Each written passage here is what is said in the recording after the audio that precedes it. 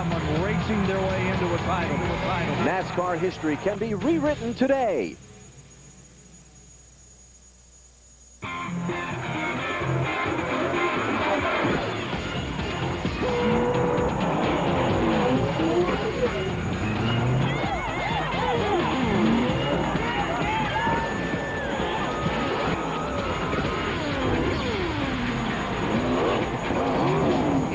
They've been counting votes in the presidential race for the past 5 days, but today at the Homestead-Miami Speedway, we'll be counting points to see if Bobby Labonte can win the NASCAR Winston Cup Championship in the Pennzoil 400. I'm Alan Bestwick. Benny Parsons joins me in a moment. Here are the championship standings coming into today's race. Bobby Labonte trying to close out Dale Earnhardt and Jeff Burton for the title. If Bobby can finish 5th or better today, he guarantees himself the 2000 Winston Cup. Let's go to pit road. Here's Marty Snider. Well, Alan, earlier this week, I spent time with Dale Jarrett, who was in this position last year, and he said the best thing about it was that he finally controlled fate in his own hands. And Bobby Labonte, as you sit on the verge of the championship, does it make you feel any better that destiny is finally in your own hands today? Probably not a safe bet in my hands, I'm not sure, but yeah, we're excited about the way our season has been so far this year, and we're looking forward to this race. And we'd like to be able to finish in the top 5 for sure, and we'd like to go out and win the race better than yet. But if we finish in the top 5, I feel very good. Are you finally starting to allow yourself to think about being the champion? No, it hadn't happened yet. So, we're still got a lot of miles to run today, so hopefully we can do the best we can.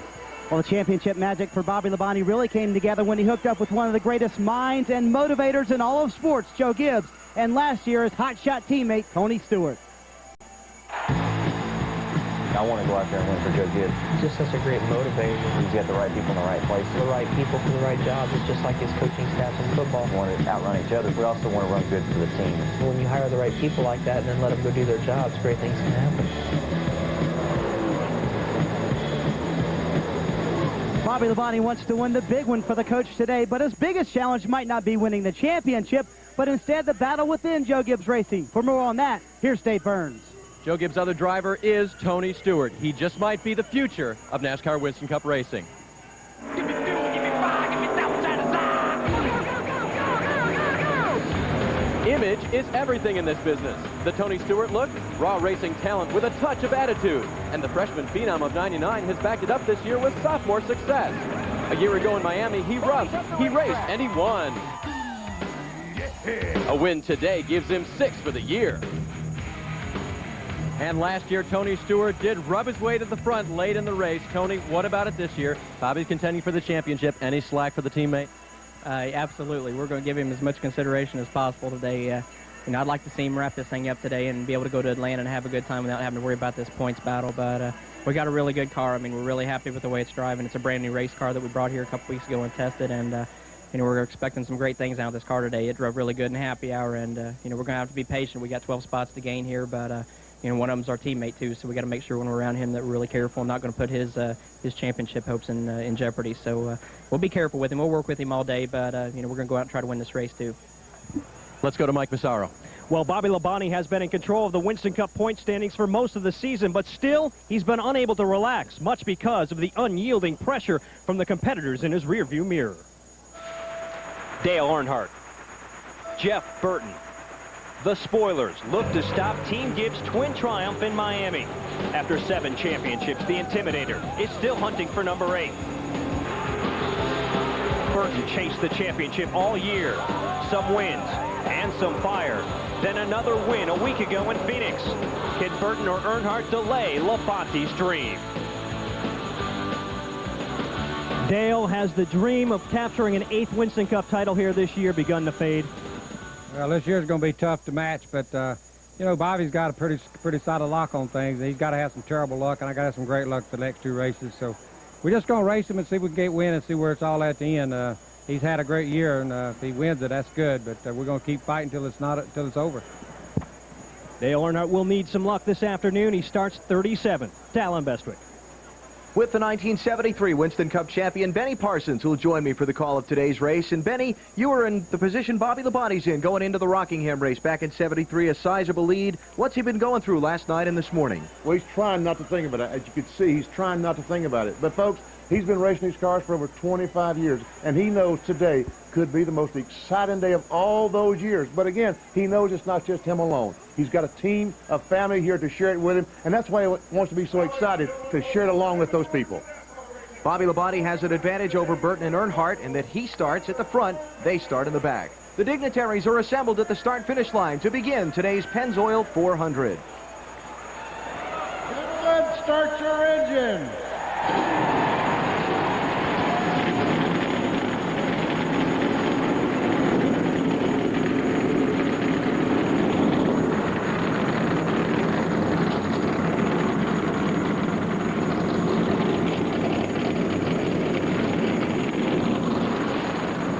Bobby Labonte trying to lock up the NASCAR Winston Cup Championship in the Pennzoil 400. The green flag is next.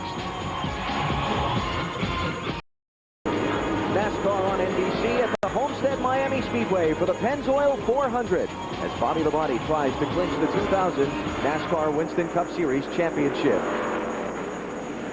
F-16s from the Homestead Air Force Reserve Base, giving the crowd a thrill. Second time they've come across the racetrack. I would imagine if we were sitting in there, we'd be getting the thrill as well. Serious horsepower there. Let's take a look at the course that will face the drivers today in the Pennzoil 400. Biggest thing on this graphic is the banking. Just 6 degrees in the turn, so that means the drivers have to really slow down, enter the corners, and follow a very precise line through the corners. And Michael Waltrip blew up yesterday in happy hour, and it looks like he has some problems with his engine now. He has been black flagged by NASCAR and told to come to pit road immediately. And in fact, Michael is down off the racing surface, as you can see there. And the report is that there is oil down the backstretch. Starting lineup, Steve Park, second pole of 2000. Ricky Rudd on the front row with him. Bobby Labonte chases the championship from row number 2 with Jimmy Spencer alongside. Casey Ablett makes his third Winston Cup start from row 3 with Joe Nemechek, a 2-time Busch Series winner here. The defending Winston Cup champ, Dale Jarrett, goes from row 4 with Ward Burton and Bill Davis's Pontiac alongside. Great qualifying efforts for Brett Bodine and Kurt Busch. They share row 5. On the inside of row 6, Mark Martin, his 400th consecutive start. On the outside, Dale Earnhardt Jr.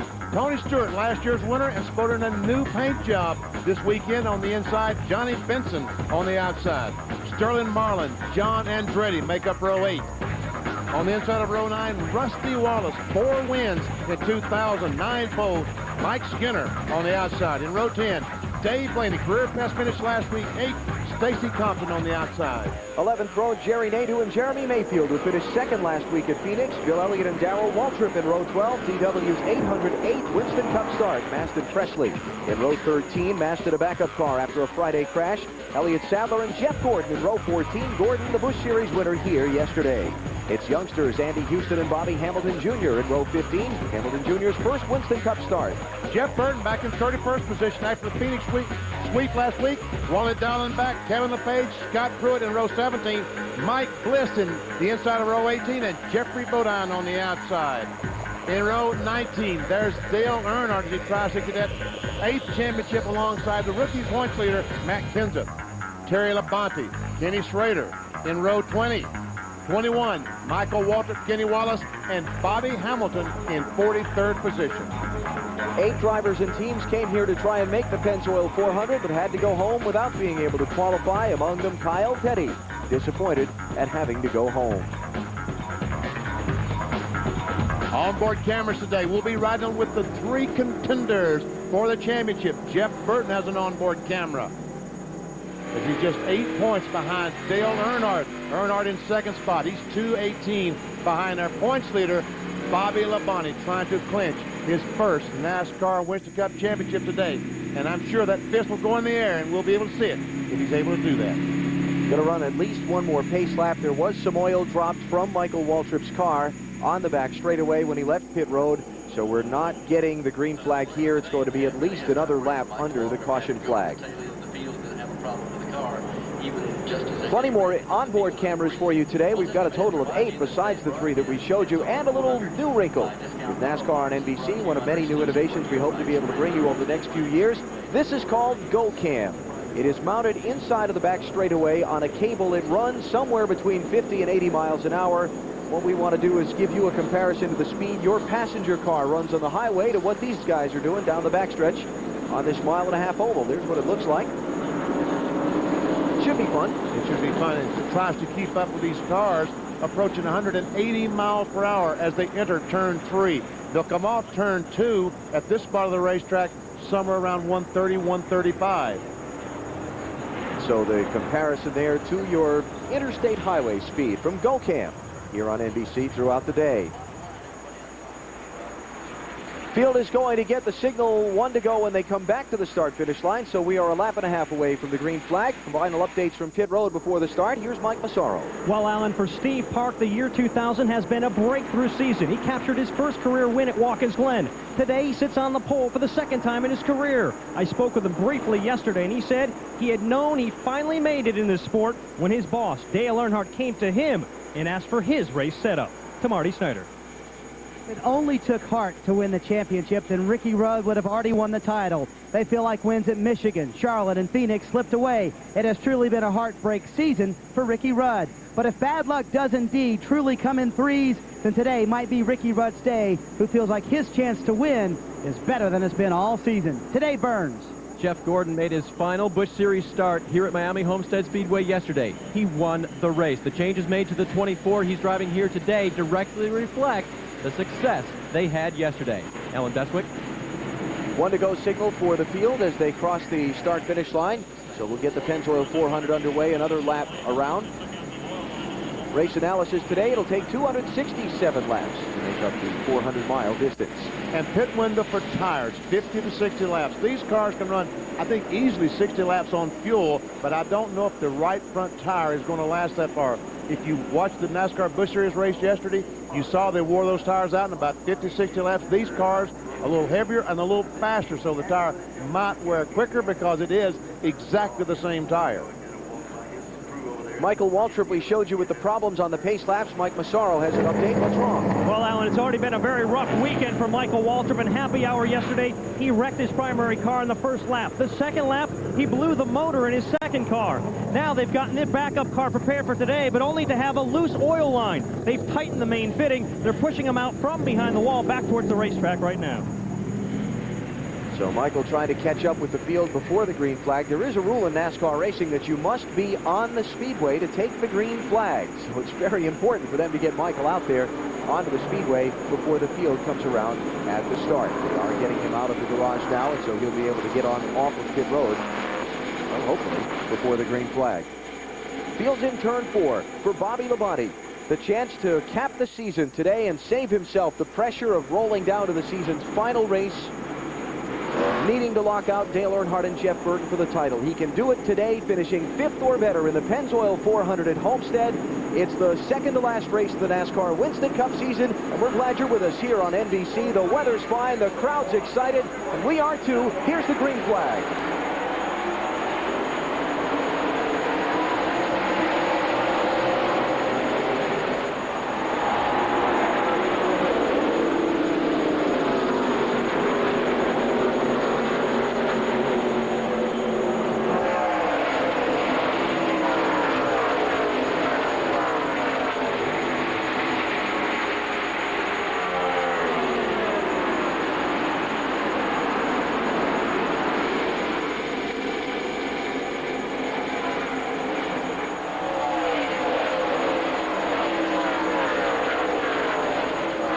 Steve Park leads lap 1. Spencer working on Ricky Rudd for second. And Bobby Labonte has broke out of his pack in 3rd spot, 4th spot actually. But he's getting a challenge on the outside from Joe Nemechek. And there's Casey Atwood, the young 20-year-old in 19, currently in the 6th position. Casey working on Nemechek for the 5th spot.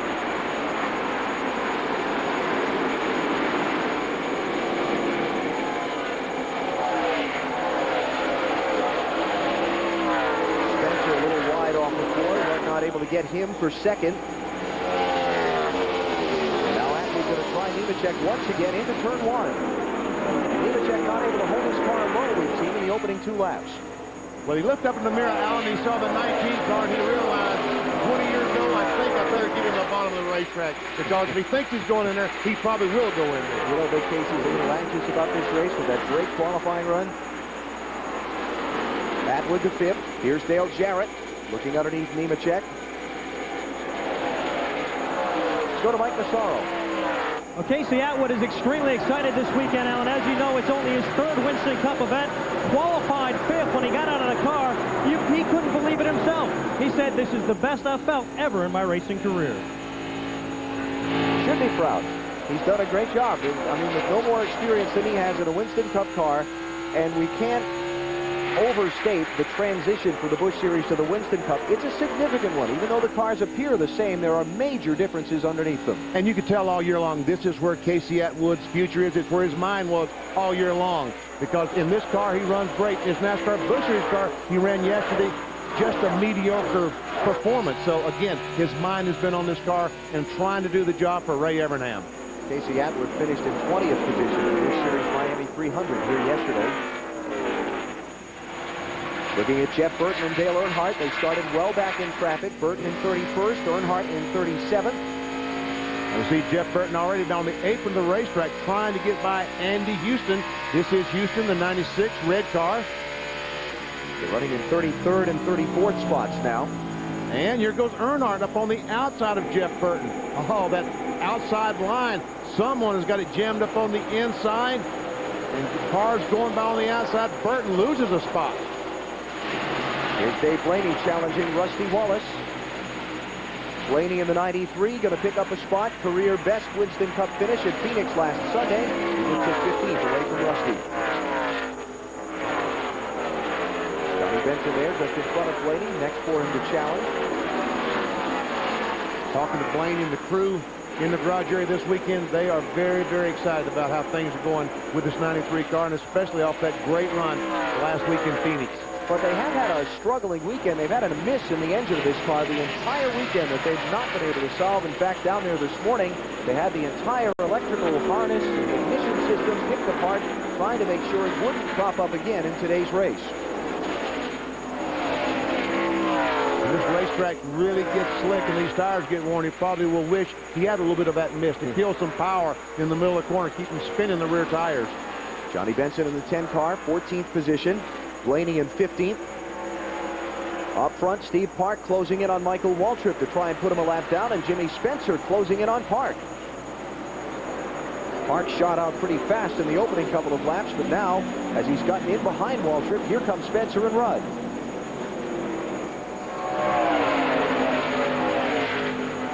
Tony Stewart running in 9th spot. His name on a lot of people's lips in the garage area this morning as a pretty heavy threat to win this race. Not some people. Everyone you talked to in the garage area said, I asked, how you running? Well, we're running pretty good, but no one is running nearly as well as Tony Stewart. He was fastest in yesterday's final practice, but what scared a lot of people is he was fast over a long, long green flag run, which is what a lot of teams expect will be the case in today's race. Let's go to pit road. Alan, as Tony battles with Joe Nemechek, I talked with his crew chief, Greg Zipadelli, this morning, and Greg told me that they were good from the start when they started running in race trim, so they've been very happy with it all weekend long. They've made some changes this morning to deal with the additional rubber that was laid down during the Busch Grand National race yesterday. Nemechek getting passed by Stewart for 7th. Here's Spencer trying Steve Park. Where is this Jimmy Spencer coming from? I just did not think that Jimmy Spencer and his team had that set up for a flat track like Homestead, but here he is in the lead after about 9 laps. Second leader of the race. There's GoCam. Look how quickly those cars leave the camera traveling at interstate highway speed. We saw Bobby Labonte go by still in the 4th position. Here's Jeff Gordon trying to get a spot on Mike Skinner. That's 20th position. And Ricky Rudd going to get 2nd on Steve Park. Let's go to Marty Snider. Well, Alan, just 10 laps in, and Steve Park already has a push in the middle of the corners. That's one of the things you fight here at Homestead. The car wants to push up in the middle of the corners. They let Jimmy Spencer go. Paul Andrews, the crew chief, said no pressure from behind. Just let him go. He's running faster than you. He's pushing harder than you are right now. Let him go on by. If you're new to NASCAR, a push is The car just does not want to turn. Right here, see how the car's going up the racetrack? He turns the wheel, but he keeps going straight. That's what we call pushing. Jeff Burton and Dale Earnhardt trying to move up through traffic. Burton has gotten back around Earnhardt. That's 29th and 30th positions you're looking at. Still an awfully long ways to go for these two cars to get anywhere close to Bobby Labonte and try to get some points away from Labonte and not let him clinch that championship here in Homestead. To Mike Massaro. Well, Alan, you can see Dale Earnhardt trying to reel in Jeff Burton, but he may have some difficulty doing that. He had just radioed into crew chief Kevin Hamlin saying that he has his right front fender has been pushed in and a little bit of contact on the back straightaway. Wow. So the fender's wrinkled in a little bit on Earnhardt's car, and he is going to need a caution flag pit stop to be able to do anything about that. That's really big because these cars really depend on air going across the fenders and the hood to get downforce on the nose. Frank Stoddard, Jeff Burton's crew chief, watching his progress up through traffic. We're early in the Pennzoil 400. Jimmy Spencer is the second leader. You look at the top 6. You're watching NASCAR on NBC.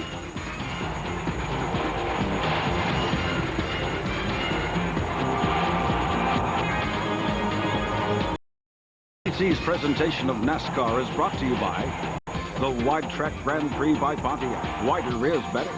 By UPS, moving at the speed of business. By new Pennzoil Synthetic with Pennzoil. It's rocket science for your car. And by the Insider Pizza, new from Pizza Hut. Another one of the best pizzas under one roof. Early in the Pennzoil 400 at the Homestead-Miami Speedway, NASCAR on NBC. Watching Bobby Labonte try to clinch the NASCAR Winston Cup championship in the season's final race. Here's Labonte making a move on Steve Park for 3rd position. But this other car on the inside of Steve Park, Tony Stewart, the thing everyone feared. All of a sudden, Stewart is making his presence known. He's marching towards the front of the top 6 cars. Tony Stewart, quicker than any of them. So Labonte moves to 3rd, Stewart to 4th. Park is back to 5th. Behind leaders Jimmy Spencer and Ricky Rudd. Not going to take Stewart long to dispose of Bobby Labonte, I don't think. Let's get an update on Labonte's car. Here's Marty. Well, so far in this championship quest weekend for Bobby Labonte, it's been fairly smooth. Qualified 3rd. That was pretty good. But in happy hour, the car was not that good. They made a lot of changes this morning, and he just got passed on the track by his teammate Tony Stewart. They changed rear springs. They changed a couple of shocks. They made a lot of changes because they felt like the car was not good enough to win. But as he told his father, Bob, when he got in the car, we may not win today, but I can guarantee you we're going to be tough. Bobby running right now behind Stewart in 4th spot as Tony pretty much waved by Bobby. And I think he's going to wave by the rest of these cars as well because it's just amazing how well he ran through the corner and how he closed up on Bobby Labonte as he came off turn 4. I was amazed at how well his car is getting grip off the corner. In this race 1 year ago, Bobby Labonte led the most laps. He led 174 of the 267 laps, but it was Tony Stewart who wound up with the strongest car at the end of the race and went on to score the win. Little confrontation coming off pit road between the teammates that raised more than a few eyebrows inside the Joe Gibbs building, let alone up here in the broadcast booth. See Dale Jarrett beginning to close in on Steve Park. Park led the opening 9 laps. Labonte goes by Tony Stewart, running in 3rd position now. He's a little over 3 seconds behind the leaders. Here's what I was talking about a second ago. Last season at the Homestead-Miami Speedway, 20 laps to go. Stewart off pit road, comes out right alongside his teammate, Bobby Labonte. This would be the race for the win. They go into turn number 3. Maybe Labonte expected his rookie teammate to give, but Tony had no such thing in mind. Bobby very lucky not to crash here when they made contact. Labonte gathered it up to finish 2nd, but Tony Stewart went on to score the win. We saw something like that yesterday in the NASCAR Busch Series. Elton Sawyer and Jason Leffler making contact, and Elton Sawyer did spin. Coach Gibbs looking on at his 2 cars. Dave Burns. Something else Greg Zipadelli told me this morning, Alan, was that last year, they know they ran 2nd most of the day, but they really didn't feel like they had the car that could pass for the win. And it was late in the race, the way they had the car set up, that Tony felt he could make that pass. And as we showed in the video, he really made that pass. See how quickly Stewart has moved away from Bobby Labonte. Back to the lead. Ricky Rudd getting a little bit closer to Jimmy Spencer. Last lap by, Rudd running just a couple of tenths of a mile an hour quicker than Spencer, but that's all you need to be able to catch him. Speed to get around him, it's another whole story. That is another whole story. And we see Dale Jarrett on the inside of Steve Park as they exit turn 2. A battle for the 5th position. Let's give it to Jarrett. Our pole sitter, Steve Park, now is falling back to the 6th position, almost 5.5 seconds behind the leader, Jimmy Spencer. Now Jarrett started in 7th and moves up into the number 5 spot.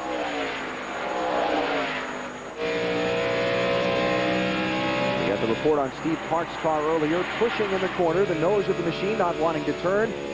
Let's relate that now to a topic that's been big throughout the entire weekend here at Homestead, right front tires, and some serious concerns on the part of the teams about their ability to push them very hard.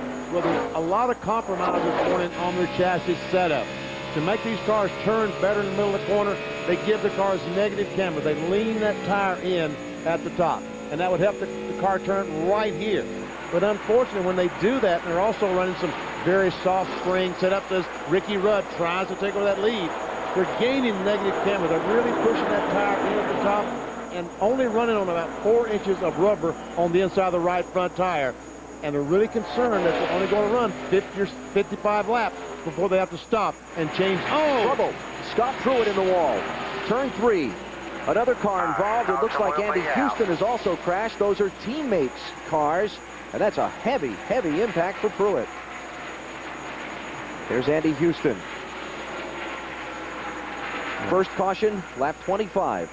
That's unbelievable that 2 team cars could crash together like that. It looks like the only 2 cars involved.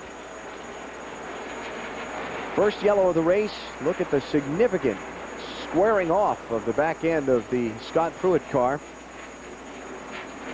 At least he's trying to get the car back to the pit area, which means that he should be okay.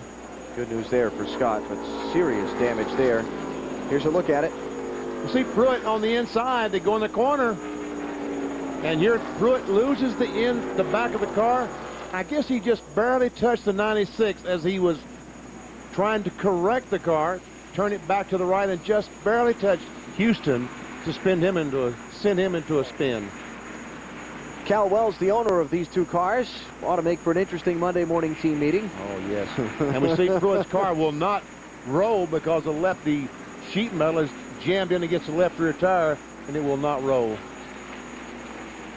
Pit road is closed because of where Scott Pruitt's car has come to rest. There's Andy Houston climbing out of his machine. Good to see also. On to the first caution in the Pennzoil 400. You're watching NASCAR on NBC.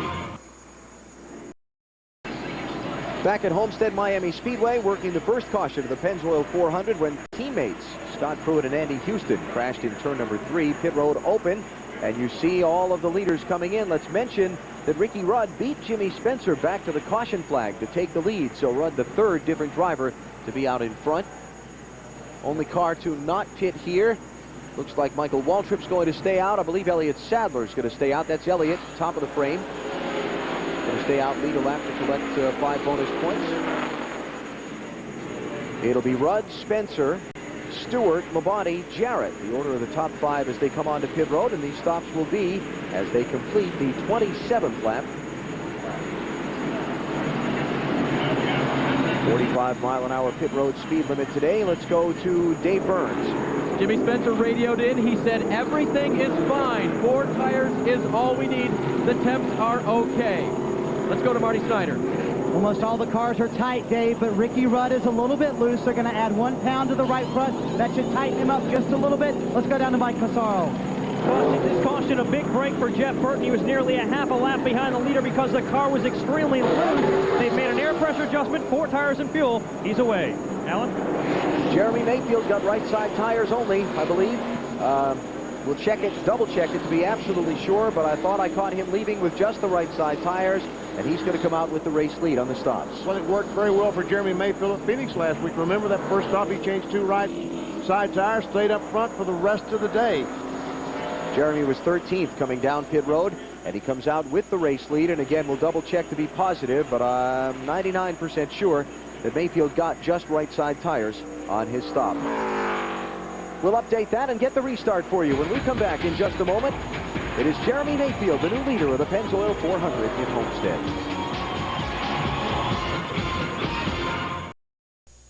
Budweiser, the official beer of NASCAR, is the proud sponsor of the Bud Pole Award, presented to the fastest qualifier at each NASCAR Winston Cup event.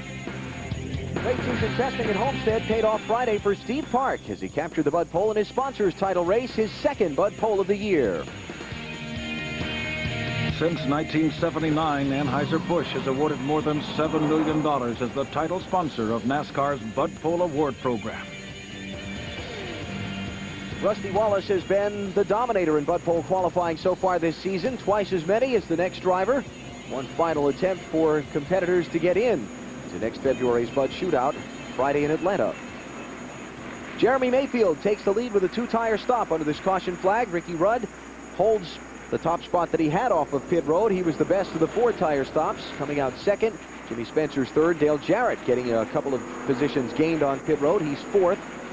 And in fifth position is Tony Stewart. Bobby Labonte back to seventh behind Steve Park. Here's what brought us under the yellow flag back at lap number 26. It happened up in turn 3. Believe it or not, these cars are teammates. Scott Pruitt on the inside and Houston on the outside. They go in the corner, and Pruitt just gets the car a little bit loose, and I think he might have touched the 96 of Houston, and when he tried to steer it away from the 96, that's when the car spun. He backed it in the fence and on around the corner. Andy Houston backed his car in the outside retaining wall as well. Both drivers out of their cars and okay, but will go to the garage with heavy damage on their machines. First two drivers behind the wall. Our pit summary: Jeremy Mayfield 13th to 1st. I think you have to consider two-tire change, because there's just no way in the world that he can change 4 and beat all these great teams off pit road. You see everyone else stayed about the same. Want to check on Johnny Benson, also came in 26th. He's out in 10th, so we suspect he may have gotten two tires, and our reporters are following up on that for us, and we'll check on that in a moment. Field has been given the 1-to-go signal, so we'll go back under the green flag next time. To Marty Snider on pit road. And a lot of changes for Bobby Labonte. They took a pound out of both left side tires and a rubber out of the right front. That means his car was extremely tight. They wanted to loosen him up. Jimmy Makar said, "How's the track?" He said, "I think it's going to get very slick, very quick." Ward Burton came in 11th on his pit stop. The car rolled off the jack. They lost a lot of spots. Came out in 25th. Let's go to Dave Burns. The 88 of Dale Jarrett was in. Todd Parrott told me he was a little bit loose, so they put on the 4 tires and made an air pressure adjustment. As for Tony Stewart, he was tight.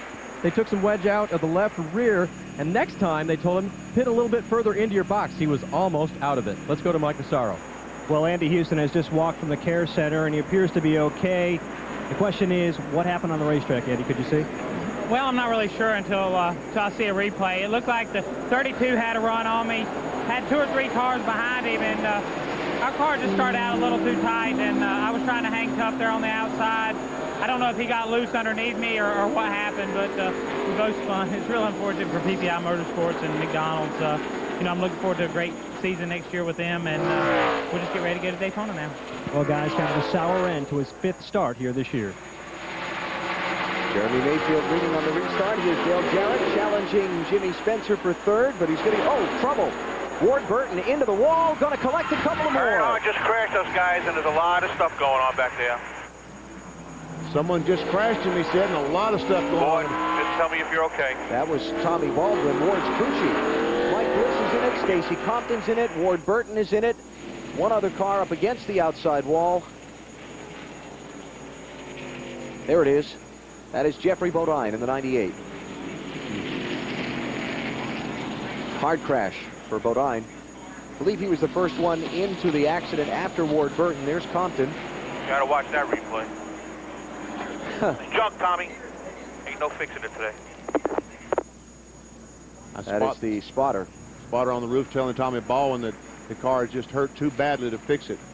See Ward Burton unbuckling the safety equipment. See the water coming out the front of the Caterpillar car. That means the radiator is broken. 5 cars involved in the crash. Hearing that Darrell Waltrip might have gotten a piece of that also. Let's take a look down at what happened.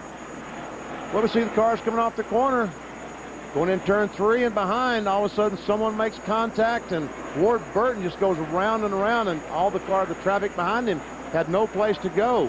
There's Bliss going down on the inside wall. Stacy Compton Oh, he's going to run right in front of the... Darrell Waltrip. Yeah, yep. Darrell just missed that. Ward had to get hit. Well, there it is. Look. Earnhardt gets in the back of Ward Burton off turn 2.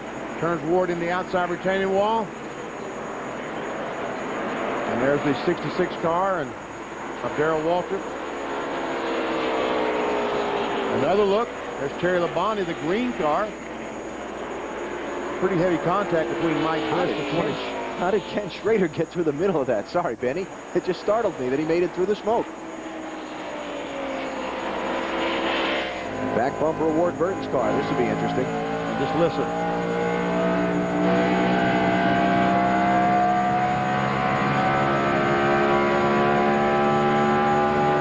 That was Jeff Burns' car. All right, here, now listen to this.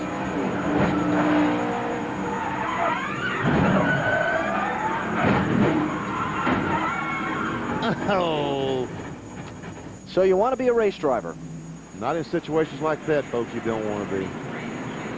Mike Bliss's car, significant damage. Just in the wrong place at the wrong time. And his car will be hooked up and brought back to the garage. Under caution for the second time in the Pennzoil 400 after a 5-car wreck on the back straightaway. You're watching NASCAR on NBC.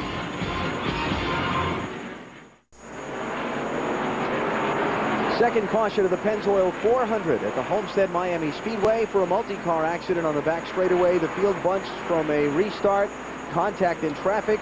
By the time it's done, 5 cars have received some major damage. Here's another look at what happened as the field raced up off of turn 2.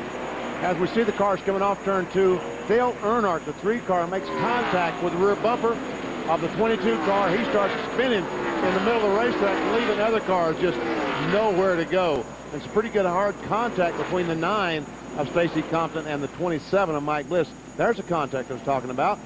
And Ward just, turns her right in the wall. How can you crash on the straightaway?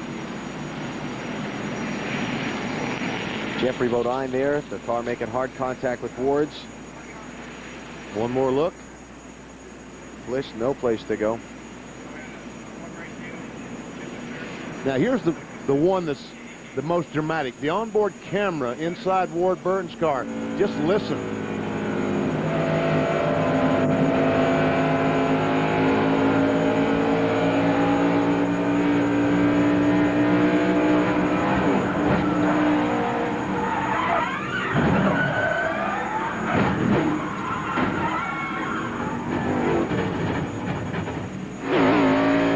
Now you ever see Earnhardt come off the corner? And there.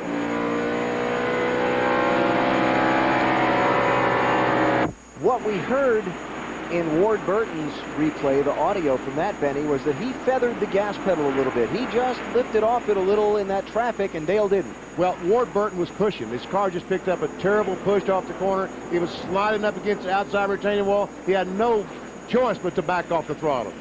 To Mike Massaro. Well, guys, the 90 car of Jeff Bodine pretty well mangled, damage on all 4 corners, but Jeff was still able to drive it behind the wall. Jeff, what happened? Something happened on the back straightaway. My spotter said Earnhardt got into Ward Burton or something like that and just jammed the back straightaway up. And I tried to slow down and miss it, but got run in from behind and shoved into it, knocked in the wall. I got hit pretty hard in the driver's door, but, you know, as you can see, I'm okay. It's just a shame. One race deal with Chip McPherson with the Miccosukee Indian Tribe sponsoring the car. And we'd like to have a little better finish than this, but we're trying, and that's all you can do in this business. Thank you, Jeff, and his day is over. Come back to Homestead in just a minute.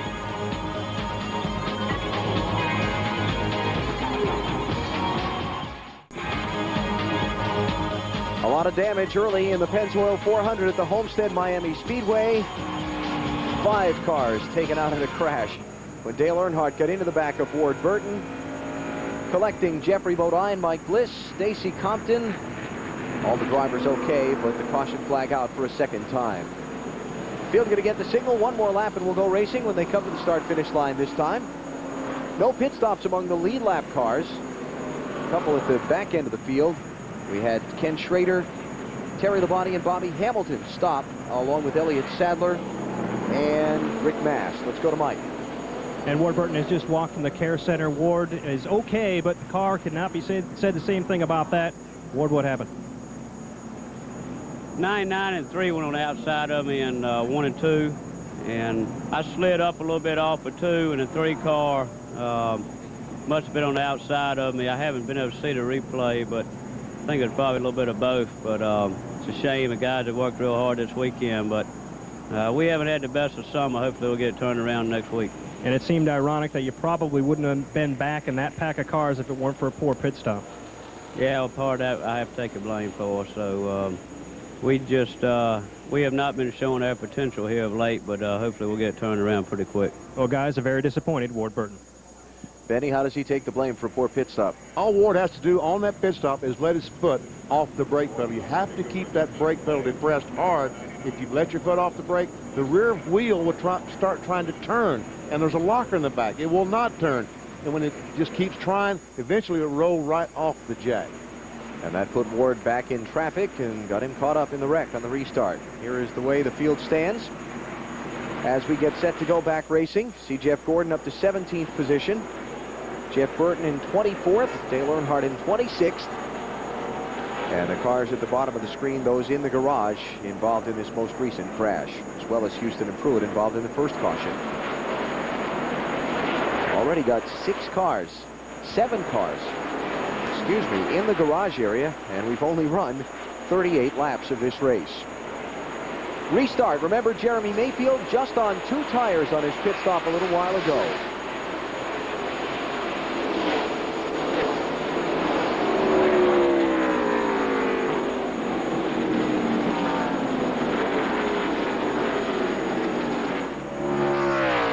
In the 7 car, 1 lap down after troubles on the pace lap of the race with an oil leak. Not able to get his lap back from the leader. Ricky Rudd gets by Michael Walton's car. Gets off in pursuit of the 12 car. We'll see if he can chase down Jeremy Mayfield with that 2-tire stop. Johnny Benson did also just get right side tires on his pit stop. Benson runs in 10th position. Let's go to Dave. Well, Alan, Johnny Benson and Jeremy Mayfield both made 2-tire stops. Benson had just a little bit of problem with the car. It was really, really tight. They put a rubber in each, the right front and the right rear. Also, Jeremy Mayfield took 2 tires on as well. He had kind of a 4-wheel slide going, according to crew chief Peter Suspenzo. Bobby Labonte needing to finish 5th or better to guarantee himself the NASCAR Winston Cup championship. Now, that's not the only title picture today. A lot of title pictures. Right now, he's in 7th spot. But his contenders are back in 23rd and 24th. Race for 3rd, Jimmy Spencer, Dale Jarrett. Spencer wide. Jarrett trying to fill the hole. Spencer's car pushing, going in the corner, unable to keep that car on the bottom of the racetrack. And if he keeps doing that, all these cars will be going by on the inside. Right behind him, Tony Stewart there. Fastest man in the early part of the race, fastest man in final practice yesterday. Look at him close up on Jarrett. Oh, and look, Jarrett's car wiggled. It came off the corner, which allowed Tony Stewart to turn left, get under the 88 car, and looked like he's going to take that spot away in turn 1. I don't know what Dale Jarrett can do about it. He might spin him out, but that's not exactly what you'd want to do. You've never done that to anybody, have you? No, as a matter of fact, I haven't. Wanted to, though. I wanted to a few times. I'll bet you did. The Stewart made Jarrett's car wiggle. Yes, he did. But he pulled up behind him, and that just takes air off that rear spoiler on the back of these cars, which gives these cars downforce, allows them to get through the corner. Another car pulls up behind you, lose that downforce, and the back end becomes very, very loose. Watching Dale Earnhardt Jr. try to move up through. Here he's working on Kurt Busch. Just for the 11th position. Dale Jr. kind of hanging right where he started. He took the green flag in 12th spot.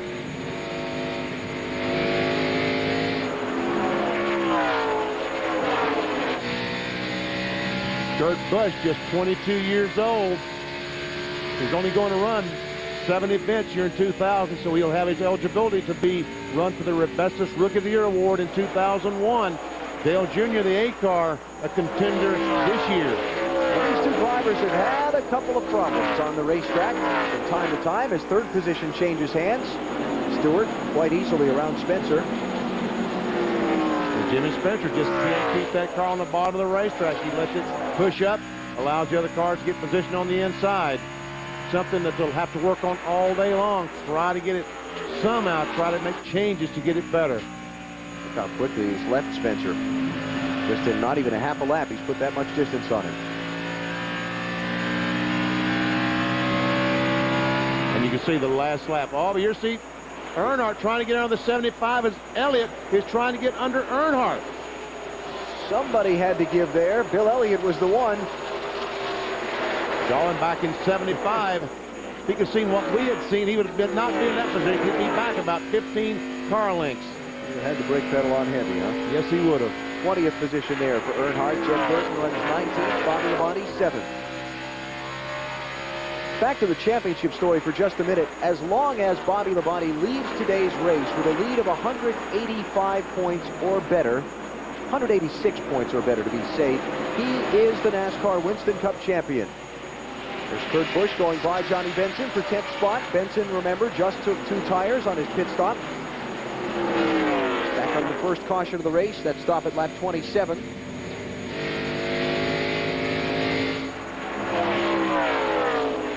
Now that he's hung up in that outside lane, he may lose 5, 6 more spots. Wallace, Blaney, Gordon, they're all going to try and fill that hole. He's losing all of his momentum, which allows all these guys to drive on the inside. Here comes Dave Blaney and 93. Rusty Wallace already by. And Jeff Gordon's going to try to take advantage. Let's go to Dave Burns. Well, this weekend, Johnny Benson and his crew chief James Inns thought they might have the field under control. It's the same car that David Green sat on the pole with here last year. Unfortunately, in Johnny's own words, the rest of the field kind of caught up to us. Yeah, Benson qualified 14th, which is a little bit off the pole. Took the 2 tire. He'd fallen back to 20. Ooh, wow. Come on, guys, you're on the straightaway. Yeah, that you're not supposed to wreck on the straightaway, the straight part of the racetrack, the curves, the turns, where he's supposed to have contact. That's supposed to be where all the stuff happens. There's Brett Bodine in the 11th. Solid run for Brett. Been a solid weekend for him. So far, he's in 16th position now. He qualified in 9th. Talking to Mike Hillman, the crew chief on that car this morning, he said the stiffest spring in the car was in the right rear. I talked to 3 or 4 people that said that same thing this morning. All put in weird spring combinations under these cars, trying to help them turn in the middle of the corner. Right here, the 11 car needs to go the other direction, but they've had trouble turning the wheel and sliding across the racetrack. Some really weird spring combinations in all these cars. There's Bobby Labonte, NASCAR Winston Cup championship leader, and here goes second place as Tony Stewart gets the run on Ricky Rudd. This battle is going on about a second behind the leader, Jeremy Mayfield. We saw Mayfield take just 2 tires in the Phoenix race last Sunday and be able to run far better than anyone expected. He's doing it again right now. His lap times very comparable to Rudd's and Spencer's and Jarrett's. Well, the problem for him is they're not comparable to Tony Stewart's. Tony is running clearly faster than Mayfield is and closing quickly. Here's a shuffle for 5th spot as Dale Jarrett loses not 1 but 2 positions. 2 spots as Steve Park got on inside the 88 car, opened the door for Bobby Labonte to go by. So all of a sudden Jarrett starting to struggle and falling back. To Marty Snider. Well, Alan, if you believe in luck and good fortune, then Ward Burton's bad break is a good break for Bobby Labonte. When they picked pits yesterday, Bobby had an opening behind him. When Ward Burton fell out, he now has an opening in front of him on pit road. So Bobby Labonte will not have to deal with getting blocked in on pit road today, and that could be very key, especially on yellow flag pit stops. Every little bit helps when you're trying to win a championship. Bobby Labonte running in 6th position right now. Jeremy Mayfield leads the Pennzoil 400 as our no brakes coverage continues from Homestead.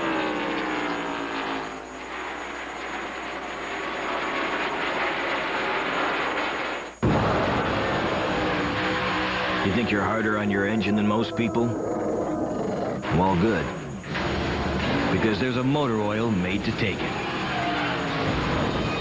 Introducing Pennzoil Synthetic with Penzane. Penzane was developed for the space program and is used by NASA. Don't change your driving, just change your oil. Pennzoil Synthetic. It's rocket science for your car. Honey, the one thing I need you to do today is open an Ameritrade account, okay? Yeah, okay.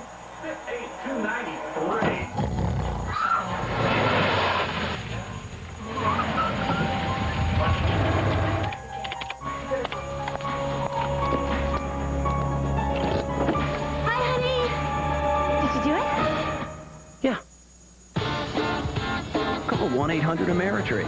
Ameritrade. It's how you get somewhere on Wall Street.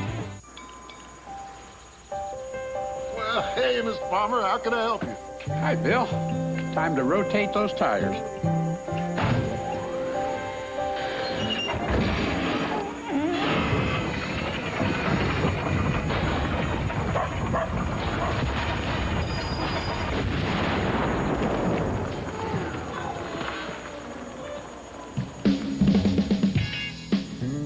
Cooper Tires. Drive on.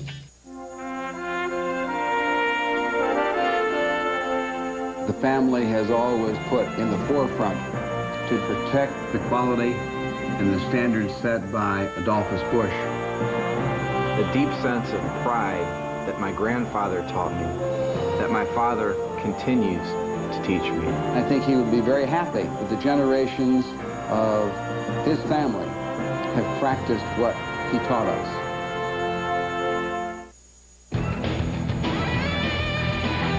Don't try this at home. Freestyle Motocross Big Air Assault. Next Saturday at 3 Eastern on NBC. A battle of the sexes with Shanna Miller, Alexei Niemov, Dominique Marciano, Blaine Wilson, and more. The Reese's Gymnastics Cup next Saturday on NBC. You saw during our no breaks coverage 3 lead changes. Tony Stewart around Mayfield, Mayfield around Stewart, Rudd closed in. Finally, Stewart won out. We didn't even have to talk. All we could do was sit here and cheer as all that went on. But Tony Stewart now has things in hand, and here's Jeff Gordon battling with Kurt Busch.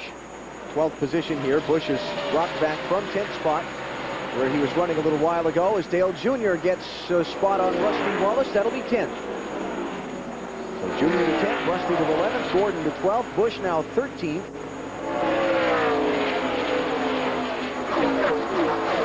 Dave Burns with an update on Jeff Gordon. Well, this morning I talked with Robbie Loomis's crew chief, and even though they won the Busch Grand National race yesterday, they did that knowing that they could make their Winston Cup car better. They changed the left side springs, and what he told me was that was really for the balance of the car and running on the apron. Remember at the race's end yesterday, we here saw that they ran around that apron a lot during the final stages. Apron being the part of the racetrack below that yellow line all the way down toward the grass. You see the line there? You mean that spot Jeff Gordon's running on right now? Folks, that is the apron of the racetrack. We talked about the banking at this speedway. Only 6 degrees banking. The apron is extremely flat. But yet we saw a lot of cars there yesterday, passing cars. Bobby Labonte just passed Steve Park for 5th position. And now Ricky Rudd starting to apply some pressure on Jeremy Mayfield for 2nd. I think the 2-tire only thing is about run its course for Mayfield. Marty? Well, Benny, when you brought up the apron, I talked to Dale Jarrett this morning, and he said, you know, it's kind of weird. He tried the apron, tried to get his left front tire on the apron in happy hour, and he found out it had a lot of grip, but he wasn't sure about it. Then he watched the Busch race, and he saw Mark Martin and Jeff Gordon put their left front tire down on the apron below the yellow line. That is where the grip is at this racetrack. Ricky Rudd to 2nd. Around Jeremy Mayfield. I don't know that the apron of the racetrack has more grip. It just helps the driver with his line. He's able to get down closer to the grass, make the racetrack a little smaller, and make the racetrack a little bit rounder, which helps him as he exits the corner and takes some of that push away. You don't think it have any, the pavement there would have any additional grip, because the running group from that yellow line up has got all the rubber worked into it from all the kinds of racing they run here. Well, I think right now it may have more grip. It probably will lose some as all these cars go down on the apron of the racetrack. Jeff Burton is running back in 16th position. There's a look at Jeff. Trying to close in on the back bumper of Joe Nemechek, the 33 car. This battle is about 14 seconds behind Tony Stewart. Telemetry and what's going on with Burton's car. He's made up half the distance he needs to so far. He started 31st, and he's up to 16th. And he's trying that high line just like he used yesterday in the NASCAR Busch Series, like he used at Phoenix last week to win both races, the Busch race on Saturday, the Cup race on Sunday. But he's only doing it down in 1 and 2, as Nemechek will actually doing it up in 3 and 4. Yesterday, he would only do it in 1 and 2 and run the bottom up in 3 and 4. And look at these cars dance around off the corner. Nemechek trying to fight that thing as he got off the corner, allowed Burton to get on the inside and take the spot away.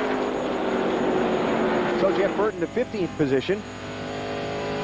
Next car in front of him will be the Kurt Busch machine. He's got about a half a second to make up. You see the interval there.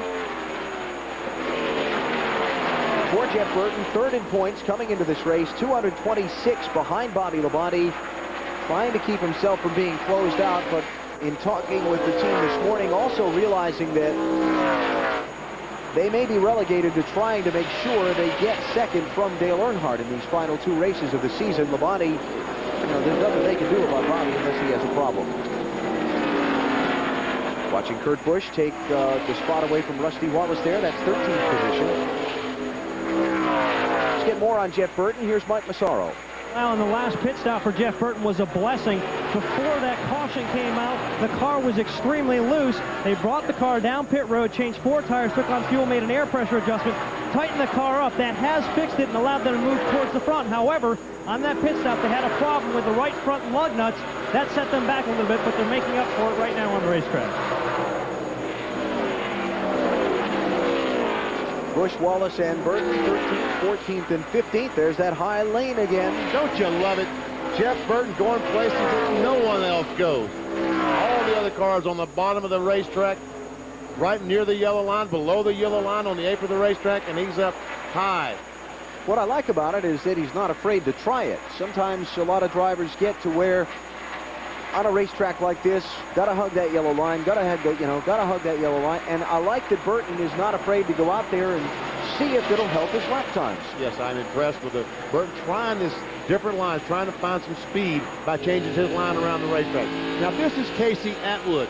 We put a camera here trying to show you how much that tire is leaned in at the top. This is the right front tire. It goes down in the corner, and look how the tire goes in at the top. Let's take a look at our virtual garage from NBC. Negative camber. We're talking about the top of the tire leaned in. Here's where they adjust it and bring the top of the tire in or take it out. Most of these guys want all the camber they can get, leaning that tire in dramatically. Unfortunately, only the inside of the tire meets the racetrack, and that's where it wears. And you look at it live. The inside edge of the tire being pressed into the racetrack much harder. You can see the daylight under the outside edge of Casey Atwood's car.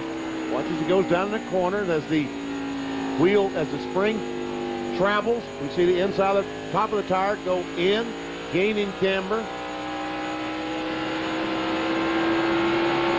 And believe it or not, right here on the straightaway is actually where it's a bigger problem because of the funky chassis setups they're running on these Winston Cup cars anymore. Yes, they're running so soft springs, the air is literally pushing the car down, and that negative camber, that tire is leaned in at the top the entire mile and a half around the speedway. It never gets to relax and ride on the outside of the tire and use the entire tread. Just 4 or 5 inches on the inside of the tire is all they're using on the right front. Casey Atwood running in 9th position. One of the drivers who will be coming to the NASCAR Winston Cup Series in 2001, Kurt Busch and Andy Houston, also in today's race, coming full-time to the circuit next year. Busch running in 13th for Jack Roush. Andy Houston out in a crash at lap 26. Tony Stewart is leading the Pennzoil 400, about to catch the tail end of the field and try and put the 35th place runner Ken Schrader a lap down. You're watching NASCAR on NBC.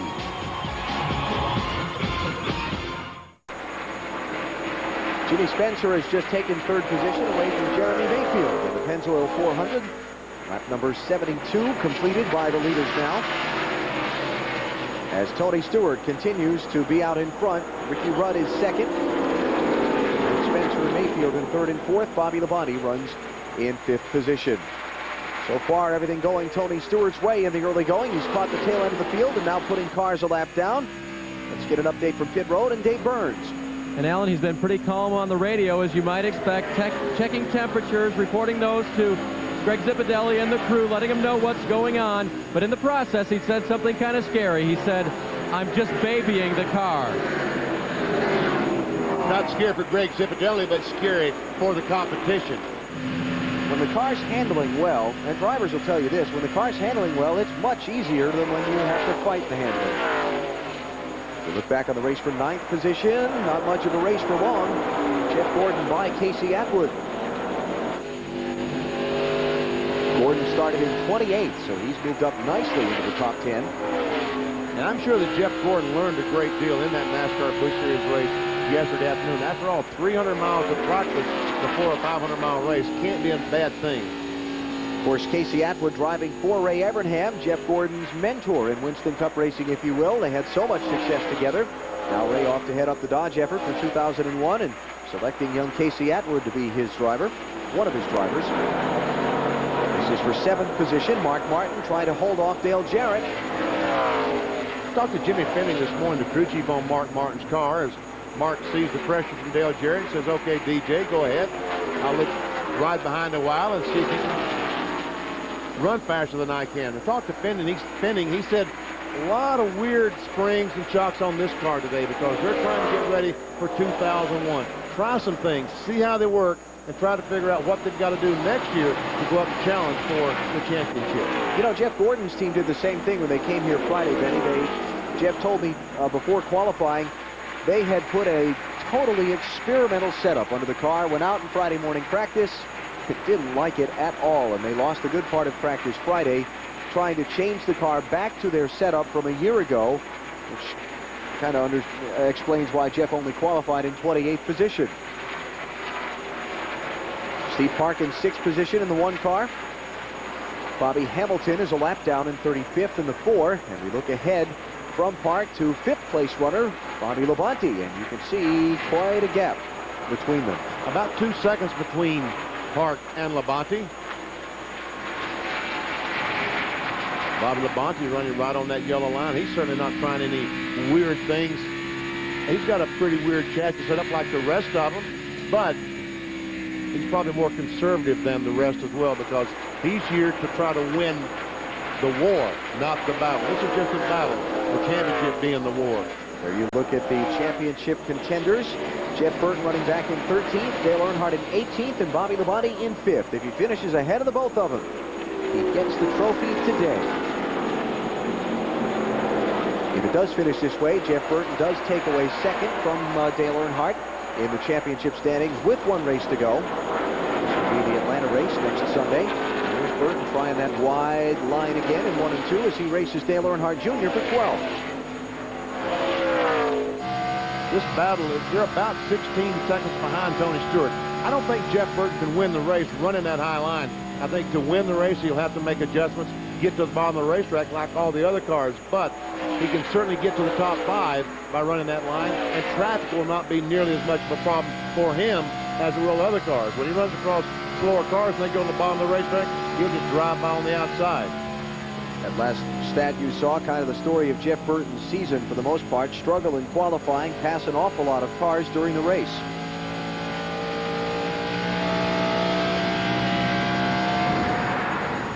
It is Tony Stewart who leads the Pennzoil 400, just past 100 miles. This afternoon's event, there are the top 6. Bobby Labonte trying to lock up the championship, running in the 5th position.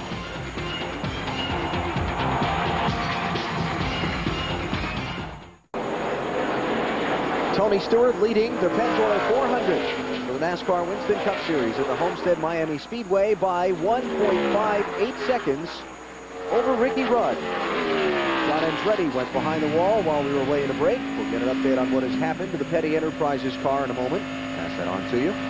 Tony Stewart as we ride along with Tony as he comes off the corner right behind Terry Labonte. Closes up, goes down to the inside, trying to put Labonte a lap down. He will. 25th place car is Terry going a lap down. We have had green flag pit stops from Johnny Benson, Ken Schrader, Elliott Sadler, Bobby Hamilton, and now Matt Kenseth is in getting service. 4 tires completed. Kenseth spin those rear tires and takes back off to the race. Leaders last stopped at lap 27 for most of the field. Under the caution flag at that point, so it's been 50 laps. Expect in the next 10 laps, we'll see all of the front runners in for service. Casey Atwood running in 11th spot, Dale Earnhardt Jr. in 12th. Dale Jr. this year a rookie challenger. Next year, Casey Atwood, a rookie challenger. This year, rookie Dale Jr. drives under, takes a spot away, puts him in 11th.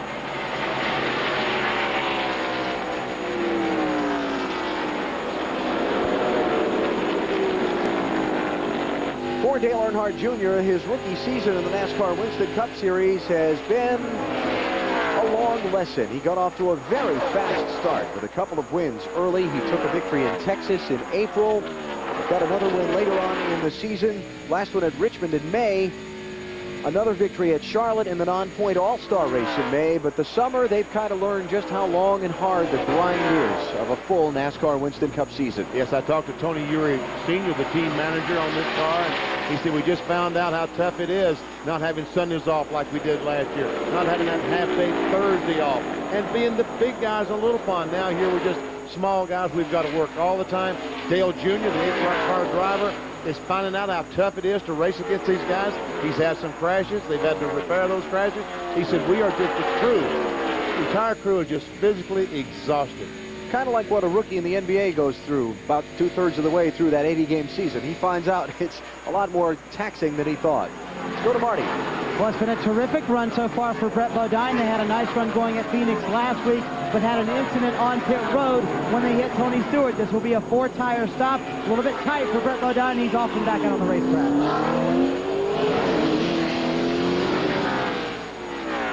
Watching Bodine use that access road inside of turns 1 and 2 that you have to make the run around to get back onto the racetrack. A lot of questions in the drivers' meeting this morning.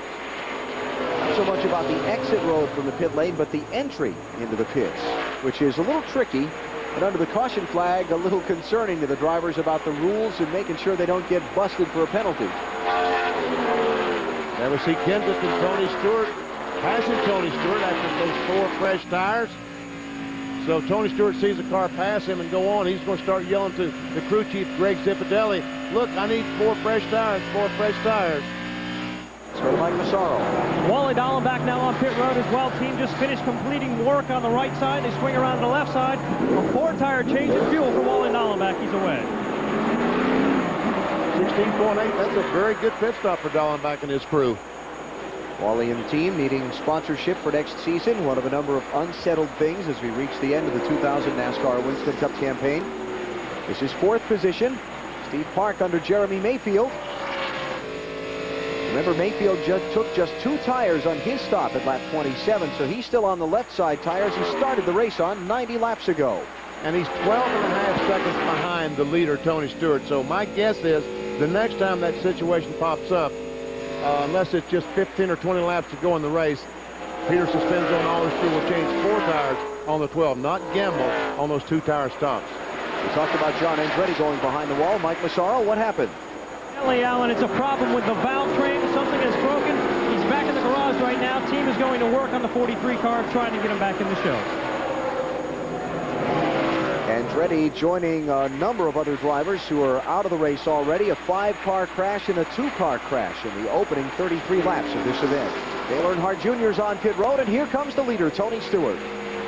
Stewart is in as he completes his 92nd circuit of the race.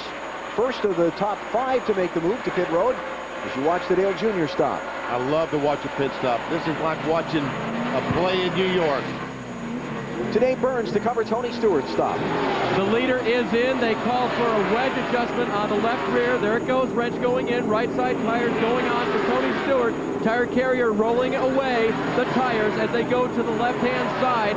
And now left side tires going on for Tony Stewart, the leader. The fuel is full, and he is out of here. Mike Massaro. Tires and fuel along with a track bar adjustment for Jeremy Mayfield, but problems for Jeff Burton on pit road. He overshot his pit stall, had to back it in. Team has a lot of work to do. Car's been loose. Back to Dave Burns. And Dale Jarrett is already out of here. Mike Skinner nearly gets hit by Jeff Gordon coming in. Gordon leading after 4 tires. Mike Skinner coming in. They are going to the right side as well. Cleaning the windshield for Mike. They go around to the left-hand side now. Let's go to Marty Snider. And Ricky Rudd is in. The car is a little bit loose. They're going to add a half-pound to the right front. That's it. He's very happy with it right now. He just wants it tightened up just a little bit. He wants the grill clean. The car is running a little bit hot. They think they have a car that can win the race. Ricky Rudd back out on the racetrack. Park getting service from his team. Bobby Labonte has just led a lap when all of these other leaders pitted. That is important in the championship picture because it makes it 6th or better to guarantee him the title today. Here's Labonte giving up the lead to come on pit road now. His stop as he completes his 93rd lap. So as soon as he got those 5 bonus points, he quickly comes to pit road because he can't stay out there and run on those used tires while his competitors are there with new ones. Let's go down to Marty Snider. And Bobby Labonte did pick up those 5 precious bonus points. He started tight. He is loose towards the end of this run. They did make a wedge adjustment. They're also taking 1 pound out of both rear tires. Now that will give him more forward bite, more grip off of the turns. That is the air pressure adjustment. They dropped the jack and he's back out on the racetrack. Wow, look at those numbers. Under all that kind of pressure, around 15 seconds, change 4 tires, fill it with fuel, and don't run over each other in the pit road. It's amazing how well these guys do. Joe Gibbs has a program with his team where he pays them a bonus for every pit stop that's under a certain time. For every pit stop that's over that time, they pay him. They got paid for that stop. There's no doubt about that. They collected. So Bobby Labonte cycles back out in the reshuffle of things during the pit stop. As you watch Mark Martin and Steve Park battle for 8th, Ricky Rudd has come out with the lead. Rudd ahead of Tony Stewart. This battle is going on about 18 seconds behind Ricky Rudd.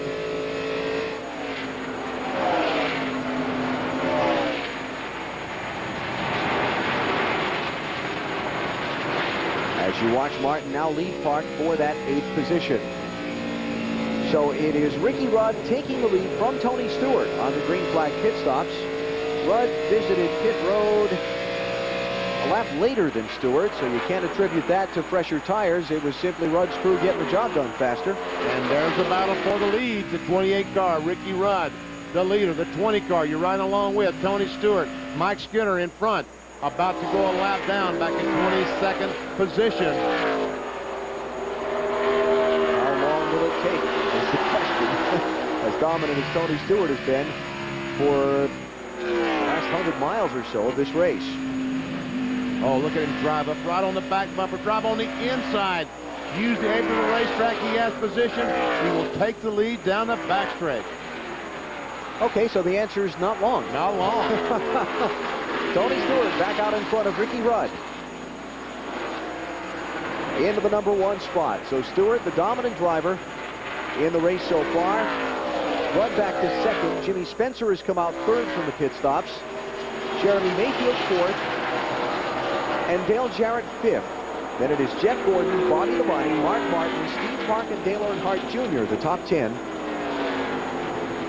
After the green flag pit stops. Let's go to Marty Snider.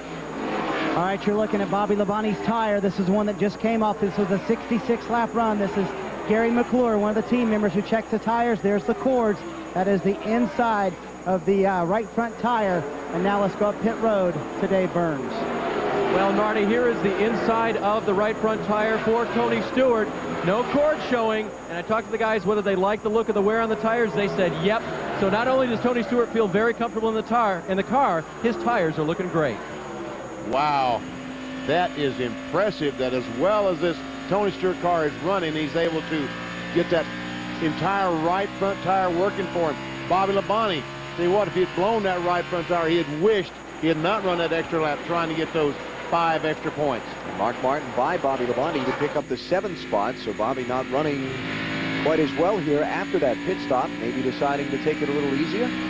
They might have looked at that right front tire and said, Bobby, you've got to back up just a little bit. He's got a pad right now on Jeff Burton and Dale Earnhardt. Burton is back in 15th. Earnhardt is in 18th. And remember that really all Bobby needs to do to win the championship today is race them to a draw.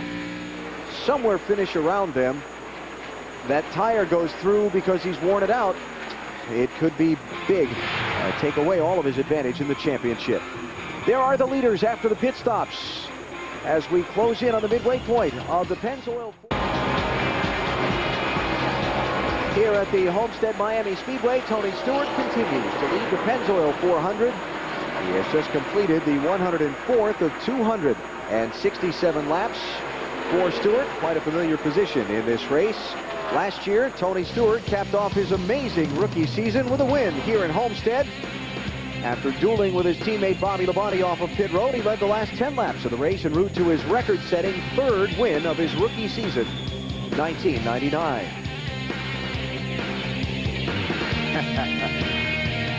Stewart showering the team with the Gatorade. It was okay as long as he was spraying them with paper, but that Gatorade was too good.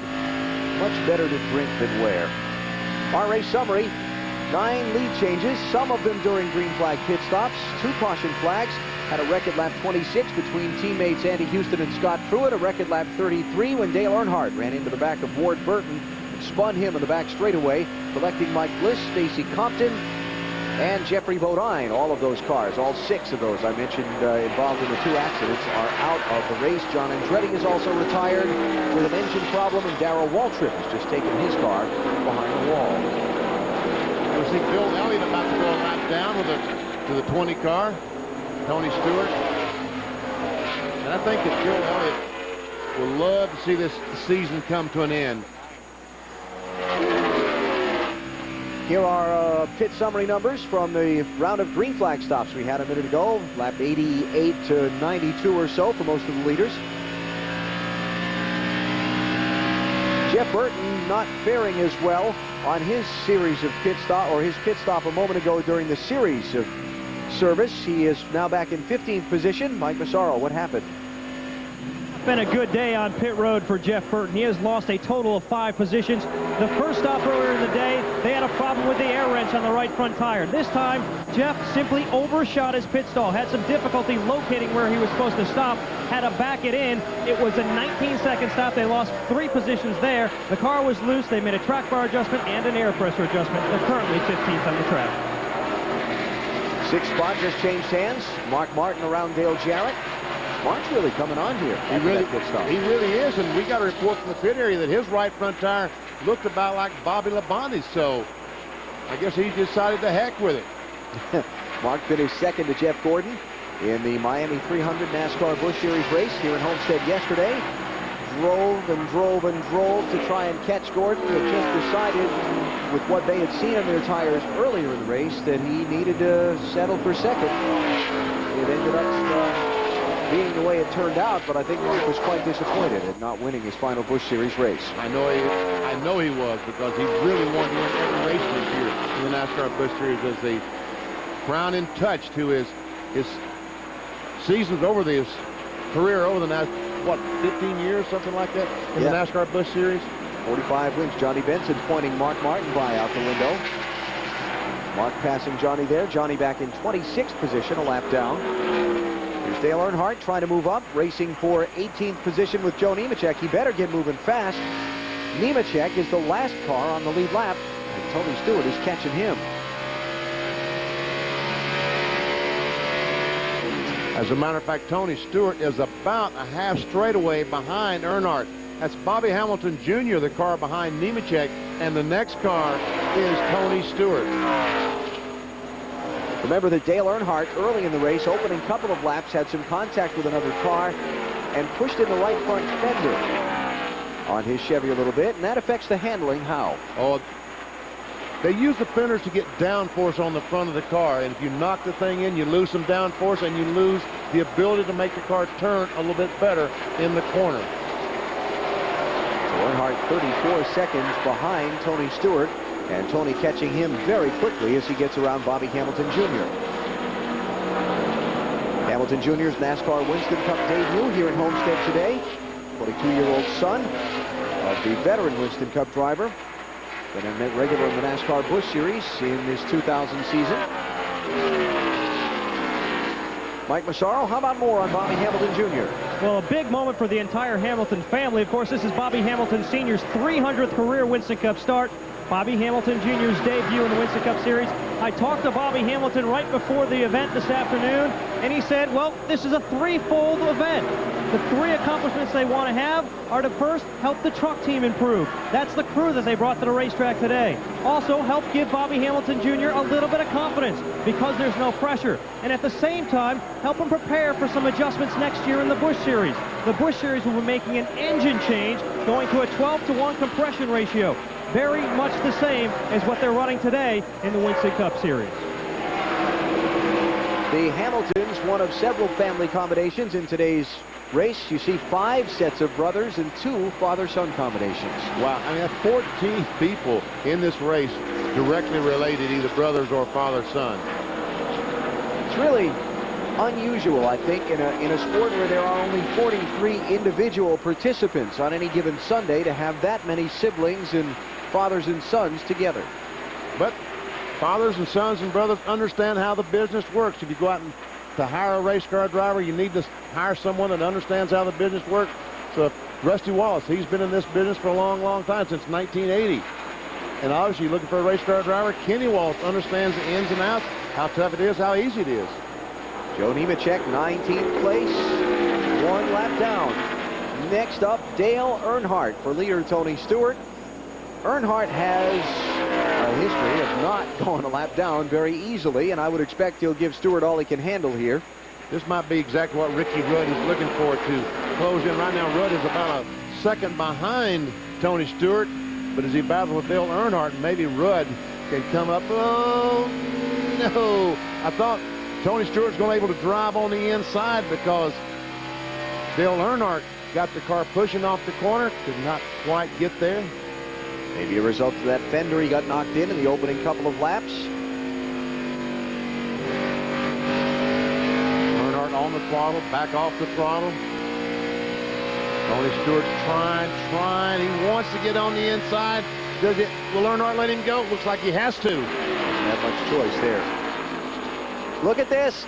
Earnhardt chops the nose off of Stewart's Pontiac. Wow. Earnhardt fighting, going a lap down as Stewart trying to get him behind him. That'll be a big obstacle for Joe Gibbs Racing and his teammate Bobby Labonte if he can put Earnhardt a lap down here.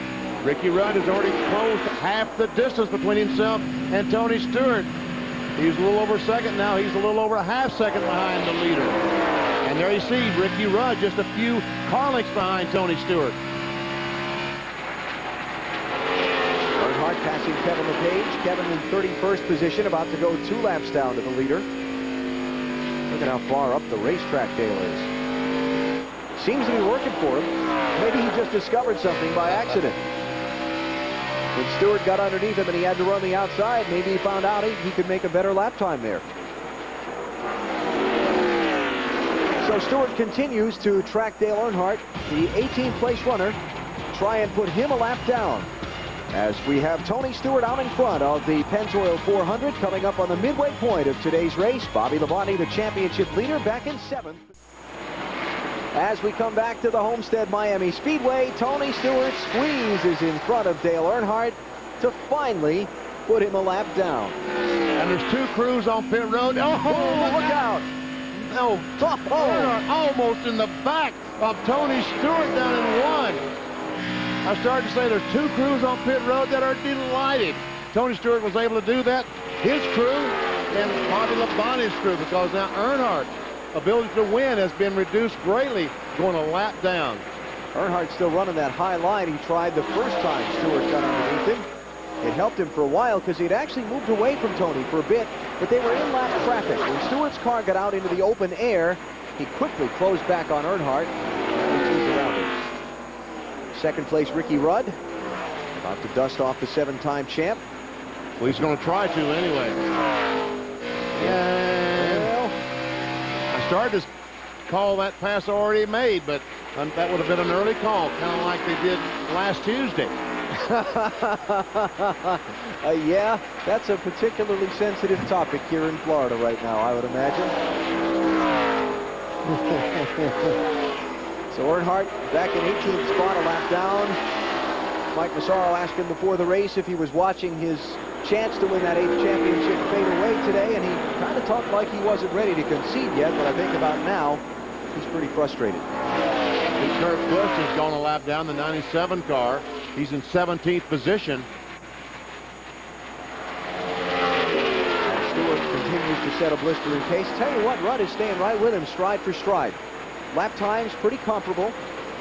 Remember, Ricky's team got him the lead on the green flag pit stops back in lap 90 and 91. Tony ran him down and passed him, but he really hasn't gotten away. Matter of fact, that's the biggest lead he's had from lap 91 to where we are now at lap 124.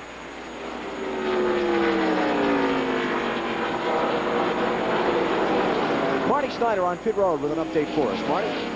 Well, guys, crew chiefs really have a tough time making a car work at a flat track. There are 4 things that a crew chief will do to get a car to turn at a flat track. They'll run a very soft left front spring and a very hard or stiff right rear spring.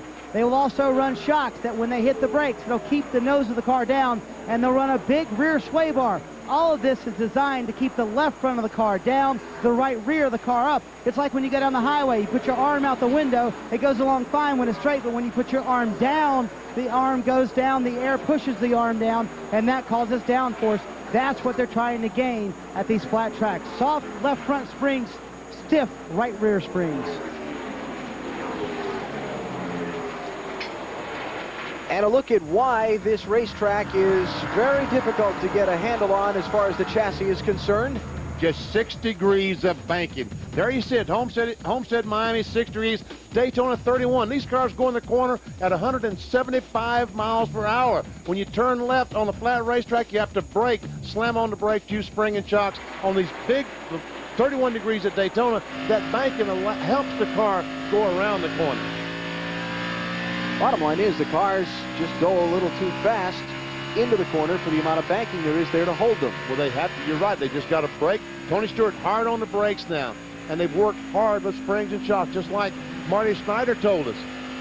Now we hear him play with the throttle off the corner. 31 degrees Daytona, these cars never back off the throttle, all the way around the corner, wide open.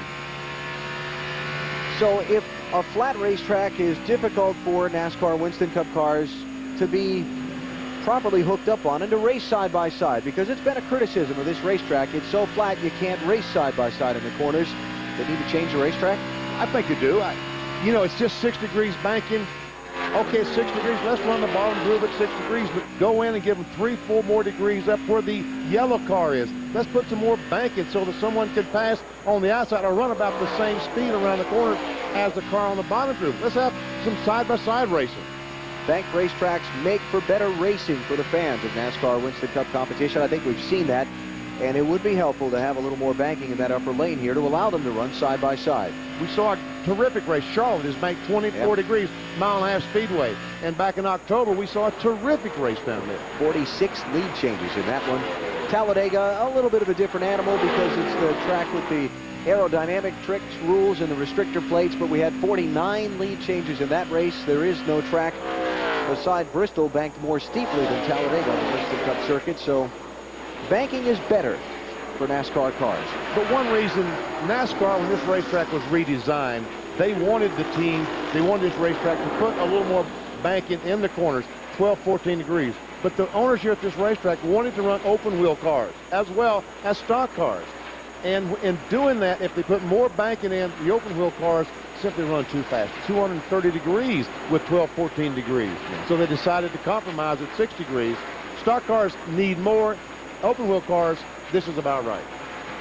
NASCAR Winston Cup racing is the big show anymore for a speedway. It's selling all the seats versus a lot of other forms of racing. So you'd think they'd get a little more weight in a decision over how to design a racetrack, especially for some of these newer tracks that are being built now. Now you would think that NASCAR Winston Cup style racing would be taking #1 in consideration for the type of racetrack that you want. Tony Stewart trying to manage this flat racetrack, and right now managing it better than everybody else. He's moved away from Ricky Rudd by 1.5 seconds over the last 15 laps, and we're getting to the midway point of this race, about to come up on halfway. And last time by, Tony Stewart, the leader, 1 mile per hour faster than Ricky Rudd. He's still running over 140, a 46 mile per hour average. Joe Gibbs watching things. This could be a big day for the coach. I talked with Joe this morning. I said, how you doing? He said, I'm nervous. I talked with some of the crew guys earlier. He was more nervous than they were. They were all pretty relaxed, but Joe, he was wound up pretty tight. Trying to win another ring to add to his collection, Bobby Labonte running in 7th spot behind these 6 in the Pennzoil 400. Tony Stewart continues to lead the Pennzoil 400. He's just gone past the halfway point of the race, 2 laps past halfway. It happened during the break as far as the leaderboard is concerned. Stewart, Rudd, Spencer, Mayfield, and Gordon. Now, Dale Earnhardt got by Kurt Busch a minute ago to take the 17th spot away. Watch this. You know, we call Dale Earnhardt the Intimidator. Here's why. Going down in the corner, Kurt Busch goes in the corner. Earnhardt said, now, son, I'm going to show you how to get some out of the way.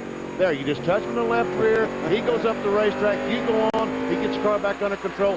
No damage is done. Now, that's how you do it. Now, it was a couple of races ago at Rockingham when Earnhardt Jr. and Kurt Busch got into it on the racetrack. Now, Daddy Dale owns Junior's car. I think he was saying, remember me?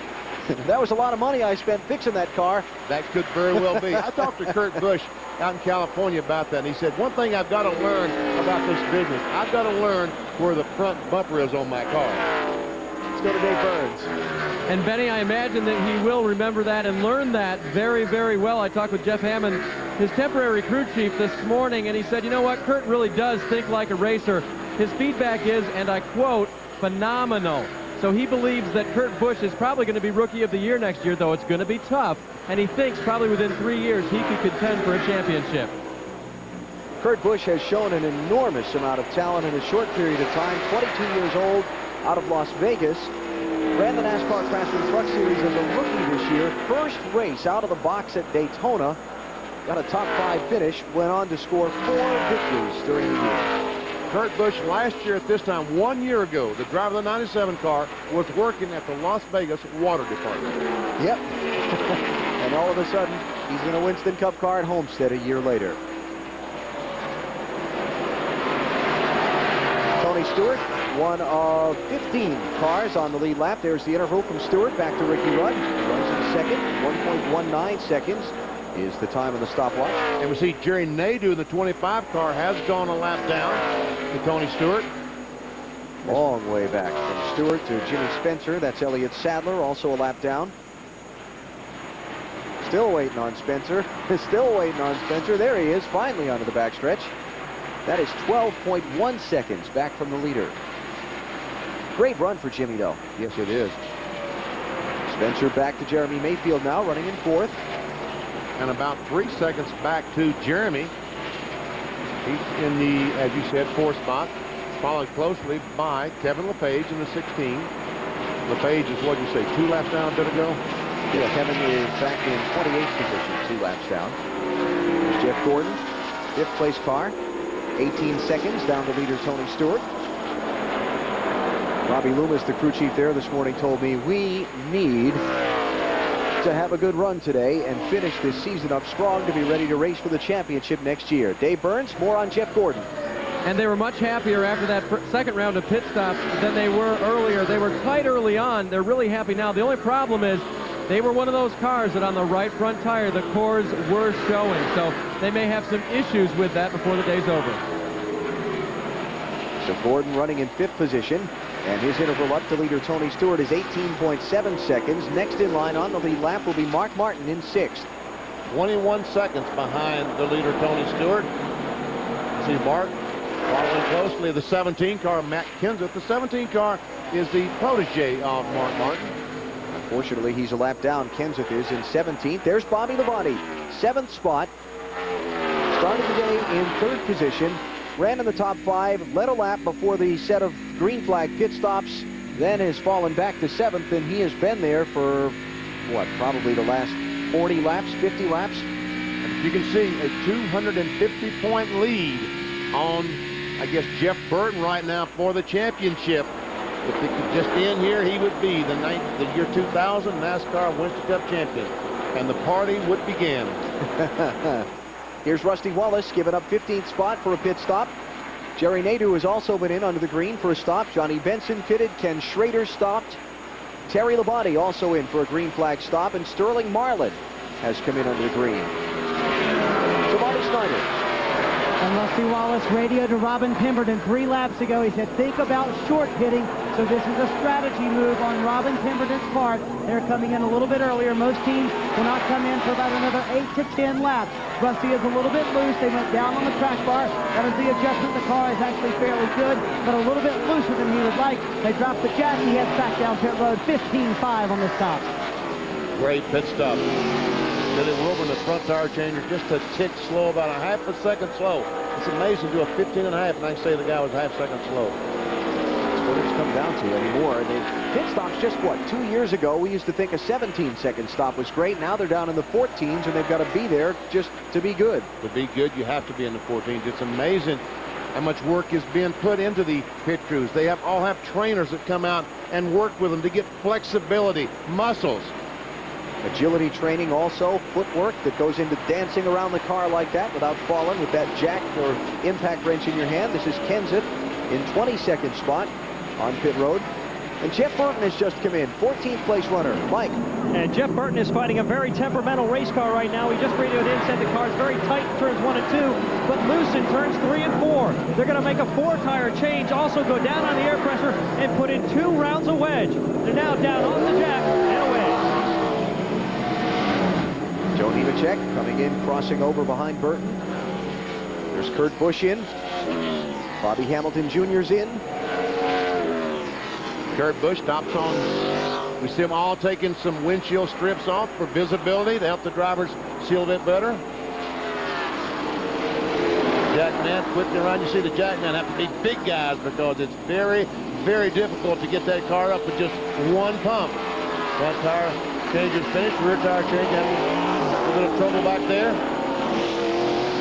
It is much harder than it looks to hit those 5 lugs with that impact wrench. That thing is torqued up so high to be able to get the nuts as tight as they need to be, as fast as they need to be. Look at this, the leader having a little moment there as he tries to get around Michael Waltrip. But when you squeeze the trigger on that gun, it just waves all over the place on you, and it really takes a lot of practice to hit those 5 studs.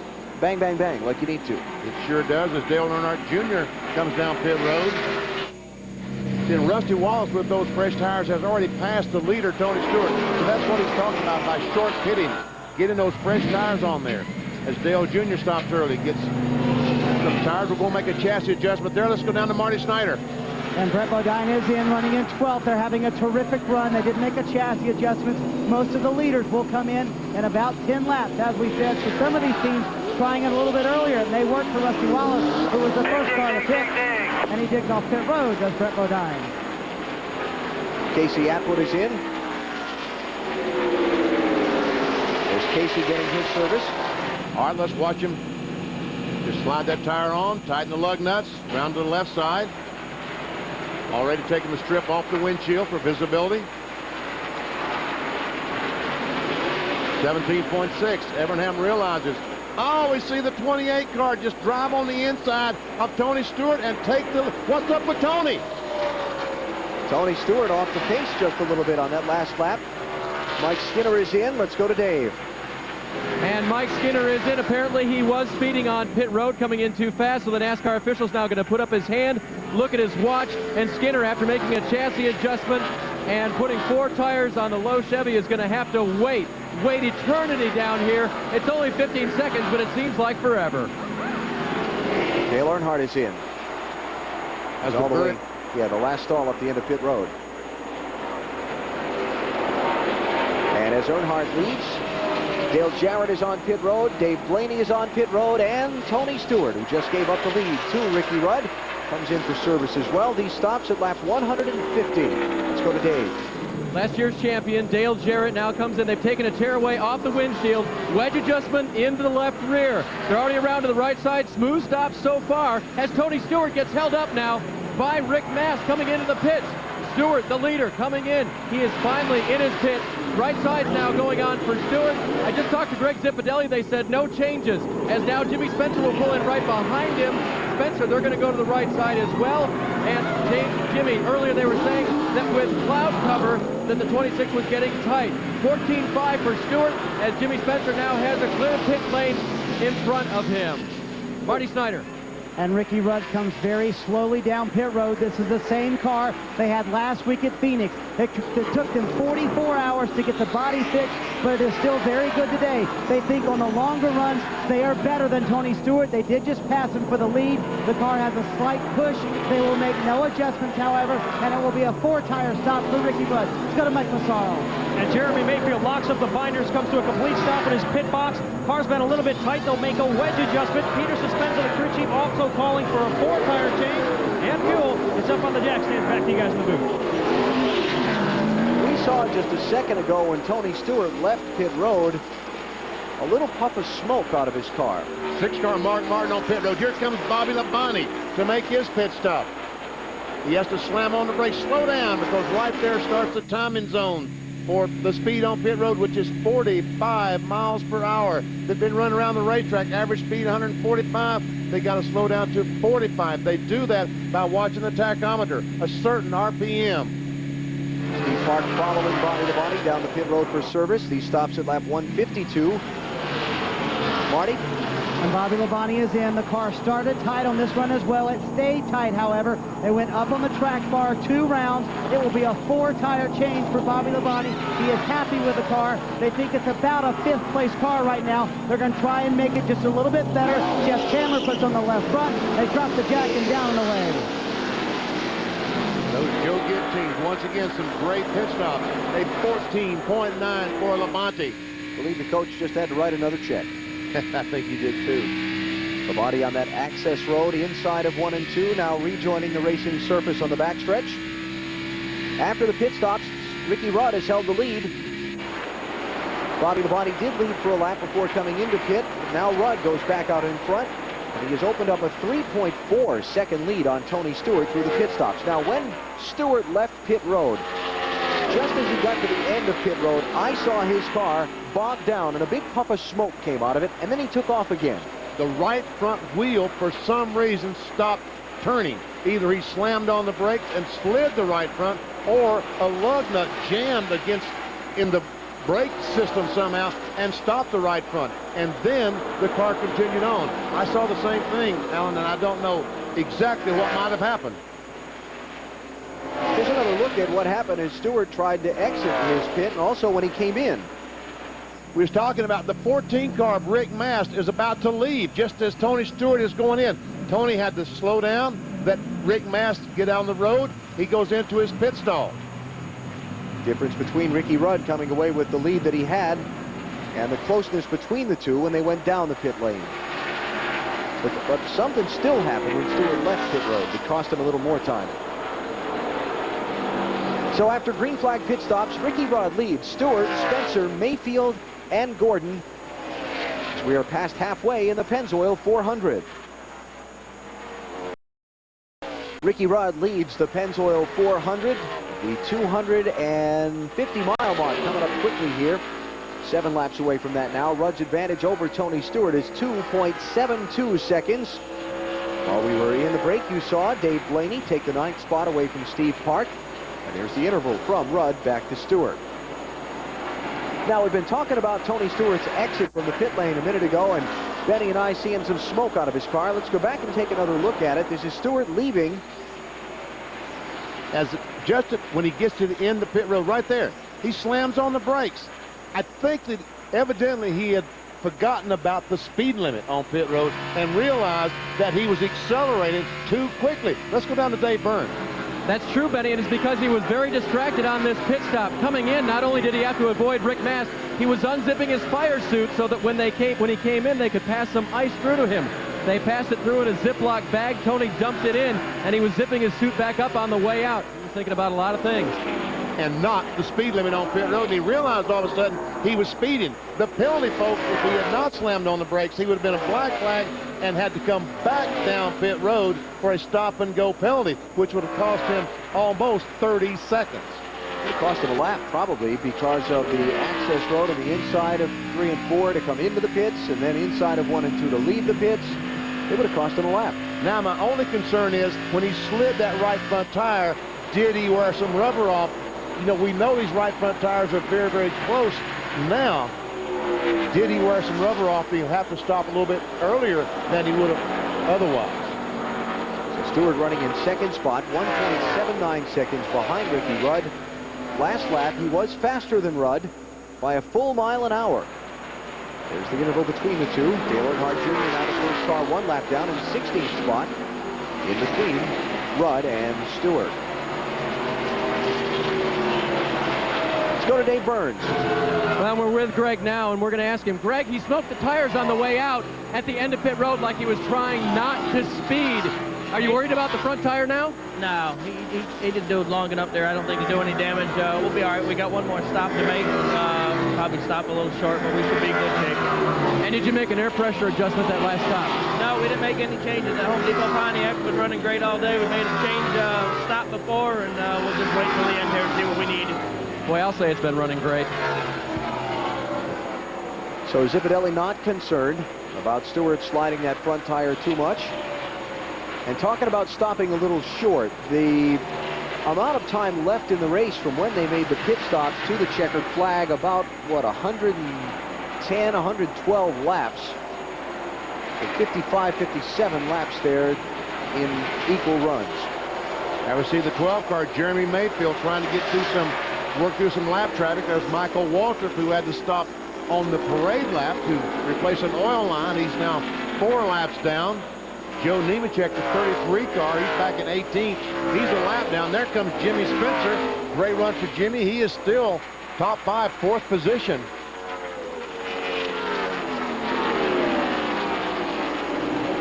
Spencer running in 4th, Mayfield running in 3rd. As Spencer tries to deal with the lap traffic and catch in, here's a race for position as Dave Blaney, another great run to back up his Phoenix effort of a week ago, takes the 8th spot away from Jeff Burton. We saw him pass the 1 car, pole sitter Steve Park, just a moment ago. Now he goes by Jeff Burton.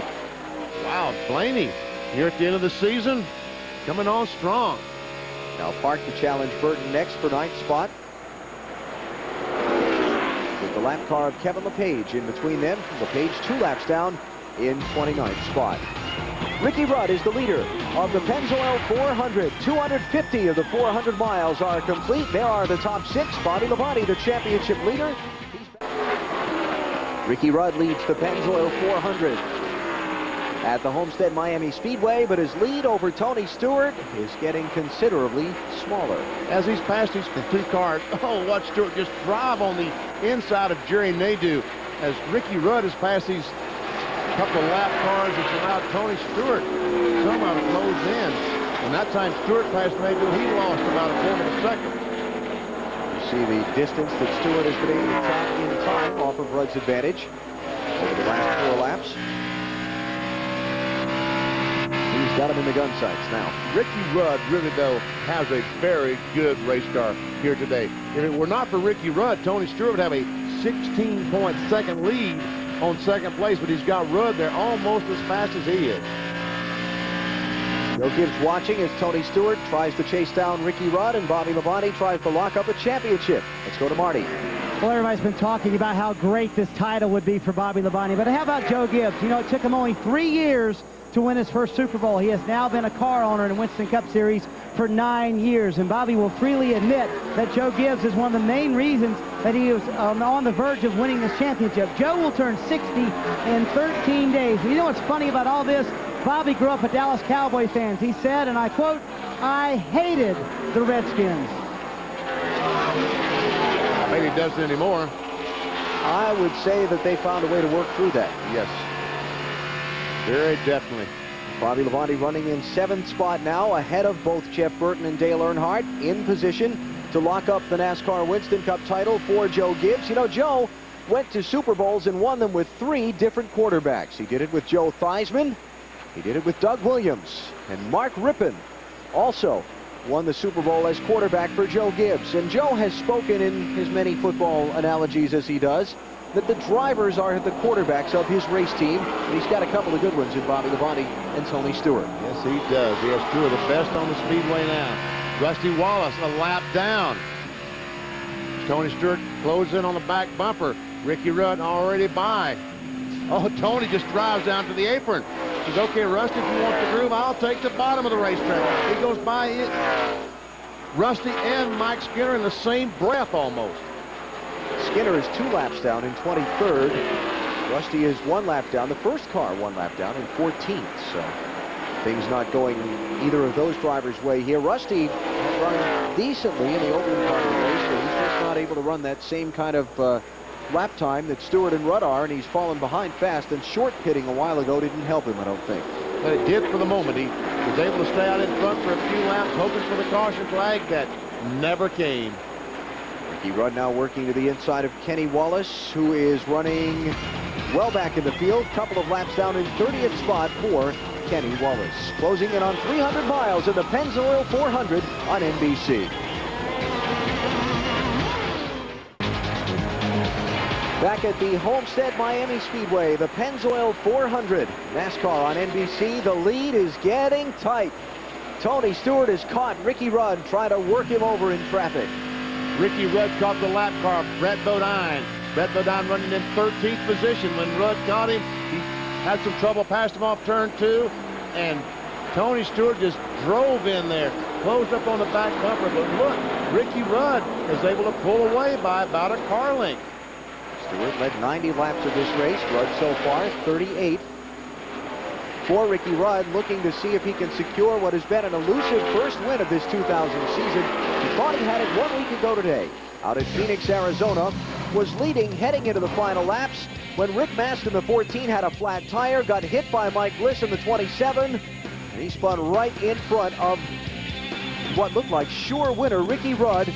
Rudd here at Homestead continuing to search for victory with Robert Yates Racing. Certainly took all the easy options when Ricky Rudd had a decision of which way to go. Notice no options left when he got to where Mike Bliss's car was. A battle for the lead. Stewart is right there. He could stay a little bit lower that time, and by staying lower, he's able to get just a little bit of air on that left front fender, which will help that car turn. Let's go to Marty Snider. And with Michael McSwain, when you saw that replay, you shook your head about last week at Phoenix, but right now, the car is good. When is the next stop, and are you worried about tires? No, our tire's been real good all day. Goodyear brought a good tire here. It's kind of our favorite tire.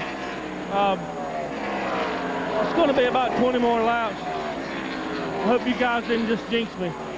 We didn't jinx you, I promise, but the car seems good on the long run, but it seems Stewart is just as good on the long run. Yeah, I'd say the two cars are pretty much equal. But I think my driver's a little bit tougher, and I think he can outdrive him here in the end. Well, I'll guarantee you, if Will and Hart has anything to do with it, Ricky Rudd will find a way to win this race. You know, Marty, if something does happen to Ricky Rudd here, you're going to have a hard time living with Michael McSwain down there. Oh, man, oh, man. But, you know, Tony Stewart, once again, he's running lower than Ricky Rudd. He's used him to apron the racetrack because when you pull up behind another car, you get that arrow push, and here goes Stewart. He's on the inside. This is for the lead off turn 2. Now, is Ricky Rudd going to chop off like Dale Earnhardt did? No, he did not. So Stewart back out in front. Rudd going to try and get back up underneath him, see if he can use the air to wiggle Stewart up out of the bottom lane. Didn't work. Not this time. So Tony Stewart assumes the lead as they complete lap number 185. Stacey Compton is back on the track, 136 laps down to the race leader. He was one of the drivers involved in the big 5-car wreck at lap 33. Spent an enormous amount of time behind the wall getting repairs, but he has rejoined the event. Trying to look and see if he can pass the other 2 cars that are out of the race that are still ahead of him in the standings, Darrell Waltrip and John Andretti. Ken Schrader, green flag pit stop for him, while we watch Ricky Rudd try and stay with Tony Stewart, the race leader. Michaels said that it would just be about 20 more laps for pit stops for the leaders, so that's going to set up a very long run to the finish of this race, barring a yellow flag. Matt Kenseth, hang on to it, Matt. Hang on. Got pushed up out of the groove. There's a lot of debris, a lot of sand, rubber up there. Luckily, Kenseth able to save the car. The 19 car, Casey Atwood, still in the lead lap in 12th position. Last lap by, Tony Stewart just drove on the apron trying to get to lap the 19 car, could not quite make it. Casey trying to hang in there on the tail end of the lead lap, 12th position for him. You would think that being in 12th position through almost 300 laps of this, or 300 miles of this event, would be considered a very successful day by Ray Evernham.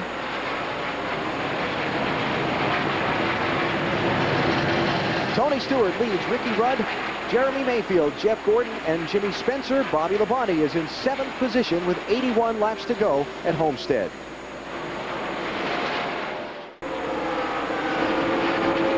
Log on to NASCAR.com for your online source to America's hottest racing circuit. You'll get all the news, results, and a complete look at the point standings, plus audio wrap-ups, and check out a special cyber chat with some of NASCAR's biggest stars. NASCAR.com, the official site of the National Association for Stock Car Auto Racing. Tony Stewart, the leader of the Pennzoil 400, coming up on the 300-mile mark in this event in just another 8 laps. Here's Rusty Wallace, short pitting, 76 to go. That means he has to stop again. I don't think he can run to the end of the race. So that short stop did not work out well for Rusty. Last pitted Rusty at lap 142, 50 laps ago. So if 50 laps is as far as he can run, he is going to have to stop at least once more in the event. Marty? And again, them track position early on in that run, Alan, but again, it did not pay off late in the run. They're going to have to pit a little bit earlier, and this is where it costs you if you short pit, and it doesn't pay off. It was a 4-tire stop for Wallace. They made a chassis adjustment on the left and on the right, 15-6 on the stop. Bobby Labonte chasing the NASCAR Winston Cup Championship. Runs in the 7th position. He ran in the top 5 for most of the early going, then fell back after the last pit stops at lap number 148 and 149 to 7th spot. He's run there ever since. Hasn't moved up, hasn't fallen back. Going into the race, Dale Earnhardt was his closest pursuer, and just a few laps ago, he lapped Dale Earnhardt, talking about Bobby Labonte. So I think we can kind of eliminate Earnhardt winning the championship, and there is the next contender. Jeff Burton, the 99 car, about to go a lap down as Tony Stewart passes him down the back straightaway. Jeff Burton, the 11th place car. Let's hear from Jeff Burton's team, Mike Massaro. And Frank Snider, crew chief for Jeff Burton. Frank, it looks like the car's struggling a bit right now. What's wrong? Yeah, we're trying to work on the car right now. We're getting ready to do a pit stop here. It's just been a little bit off all day, and with no cautions here, it's tough to do much. Is there anything you can do to get the car back towards the front? Yeah, we could get a caution, we'd be happy. There's what they need, guys. Back to you. Beginning to see some green flag pit stops as Wally Dallenbach is in. We saw Rusty Wallace a minute ago. Johnny Benson has come back down pit road. He was in under the green a minute ago and left one of the lug nuts off. The team did, so he had to come back in and put it on. Frankie Stoddard talked about needing a caution flag. That's the last thing in the world he needs right now is a caution flag, because he was just lapped by the leader, Tony Stewart. And there's Dale Jarrett, last year's champion, about to go a lap down, the 88 car. Last caution flag we had was back at lap number 33. We're at 195 now, so it has been a long time since the yellow was waved. This is for 8th position. And Steve Park tries to claim a spot away from Dave Blaney. Park in the yellow car, Blaney in the 93. Walking to the inside of Joe Nemechek. Nemechek a lap down in 20th spot. Let's go back to Bobby Labonte just for a second and mention that all he needs to do today is finish in front of Jeff Burton and Dale Earnhardt to win the Winston Cup title without even having to go to next Sunday's race in Atlanta. Labonte is 7th, Burton now a lap down in 11th, Earnhardt a lap down in 17th. Things are looking good for Bobby and Joe Gibbs. Right now things are really looking good for Joe Gibbs, because one of his cars is leading the race, and the other car, if he can just stay where he is for the next, I don't know, 70 laps or so, will be the 2000 champion. Tony Stewart has led 103 of the 197 laps now. Ricky Rudd has led 41, Mayfield 25, Spencer 15, Park, Bobby Labonte, and Elliott Sadler have each led laps also in today's race. Tony Stewart leading, getting down to the final 100 miles of the Pennzoil 400. Back for the green flag pit stops for the leaders after this.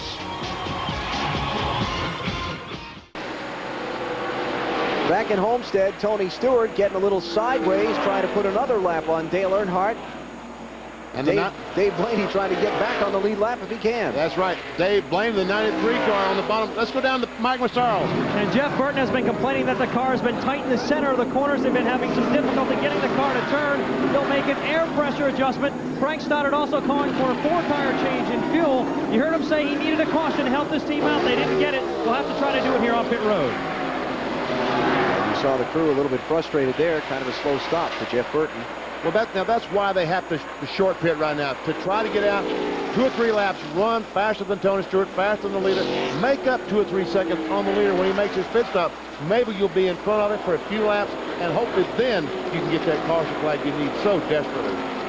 Burton right now ahead of Dale Earnhardt for the second spot in the championship, but not by much. Of course, Earnhardt still has to pit yet, so that'll shuffle that back around. Race summary, just past 300 miles of the 400 in today's race. 13 lead changes, only 2 cautions, and they came about 26 and 33. It's been a long time under the green flag. Record average speed for this event is 140 miles an hour, so we're not quite there yet.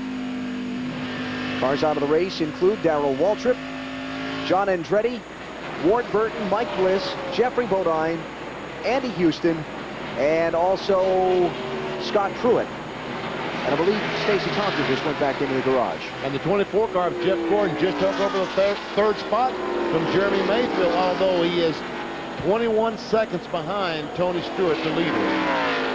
Gordon started in 28. Pretty fair to call this a quiet race for him.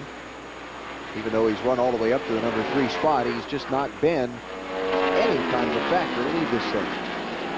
But Jeremy Mayfield, after he got past, decided he would make a pit stop. Dave Blaney is on pit road. Dale Earnhardt has just been on pit road. There's Mayfield on that access road inside of turns 3 and 4. Now the line for the pit road speed limit. Mayfield stopping with 63 laps to go. Mike Massaro is there. Last time Jeremy Mayfield was in, he was complaining the car was tight. They made a track bar adjustment. He was very pleased with it. This time, though, they're going to pull a rubber out of the left rear, still trying to free the car up just a little bit. Around the right side now, back to the left side, a 4-tire change on the Jeremy Mayfield machine. Speeding penalty for Jeremy. Too fast coming in. It'll cost him 15 seconds. See the NASCAR official standing there looking at his watch. As the crew were to go back to work with the car, he would start over again. If the 15 seconds is after the work is completed on the car. On pit road also Joe Nemechek, Jeff Gordon, Mike Skinner, Rick Mast, Dale Earnhardt Jr. Brett Bodine also in, and he's going to get a penalty for speeding coming into pit road also. Dave? And Jeff Gordon was saying he was loose. They were going to make a wedge adjustment. There goes the adjustment to the right side. They're going to go to the left side now for Gordon. That's the only thing wrong. Other than that, Robbie Lewis said they're pretty happy right now with the 24.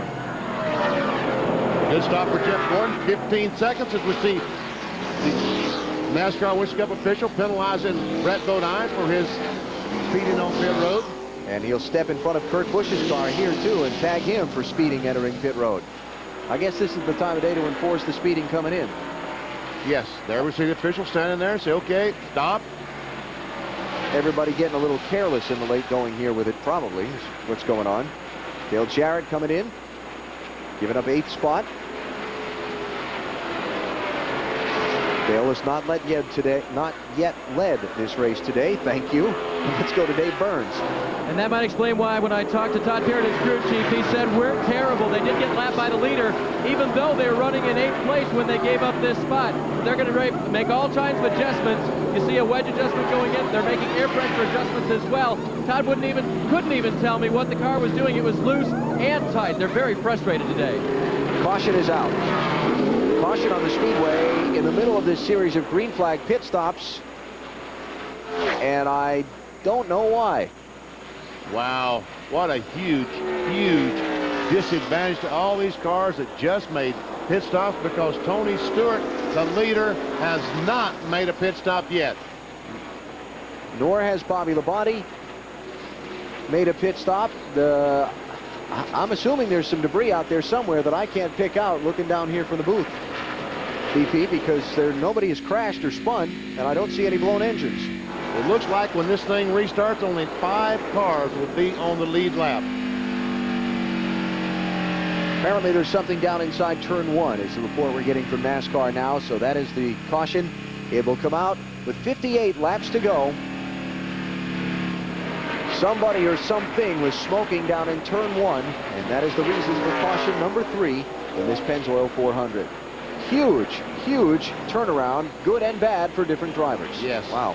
We'll see Tony Stewart, Ricky Rudd, Jimmy Spencer, Mark Martin, Bobby Labonte all make a pit stop. Going to leave us with just 6 cars on the lead lap. Stewart, Rudd, Spencer, Martin, Bobby Labonte, and Steve Park. Steve raced Tony back around to the caution flag to get back onto the lead lap. So good heads-up driving by Steve there. And now we're hearing that Steve Park did not beat Tony Stewart back to the line, so he's going to have to stop and go back behind the pace car and go back a lap down. So really this is going to be head-to-head between the Stewart and Rudd pit crews to see who gets out first. Last couple of times it was Rudd's crew getting the jump on Stewart's. Stewart getting held up both coming in and leaving his pit stop last time, but it was under the green flag. These under the caution with 57 laps to go when they cross the start-finish line. Let's go to the leader's pit. Dave Burns will cover Tony Stewart's stop for us. And Tony told them, I like the forward bite better. I'm a little tight in the center. Take a half pound out of the right rear. Don't change me much. Also, they're going to slip more ice into Tony. He's going to put it under his left belt. Marty Snider. Ricky Rudd's car is very good. He has a little bit of a push, but they're going to leave it alone. They think they're going to be better on the longer run. There's going to be about 58 laps to go by the time the green flag goes. Let's go back to Dave Burns. Slow stop for Tony Stewart. He did have to put that pack of ice underneath the left belt. But other than that, they were just working on the left rear apparently, and that was what slowed him down. Bobby Labonte coming off pit road in 5th position. Last car on the lead lap. There are just 5 remaining when that caution came out in the middle of the green flag pit stops. So we'll take a break here. 57 laps to go. Bobby Labonte is in position to claim the NASCAR Winston Cup Championship trophy in just a little while. .com and check out analysis by Benny Parsons on the rising stars of the Winston Cup circuit. Who'll emerge as the next superstar? Plus, who'll claim the 2000 Winston Cup title? Cast your vote. MSNBCSports.com, the official website of NBC Sports. Steve Park did not beat the leader, Tony Stewart, back to the caution flag a minute ago. Stayed on the racetrack like he had. Finally was forced to stop.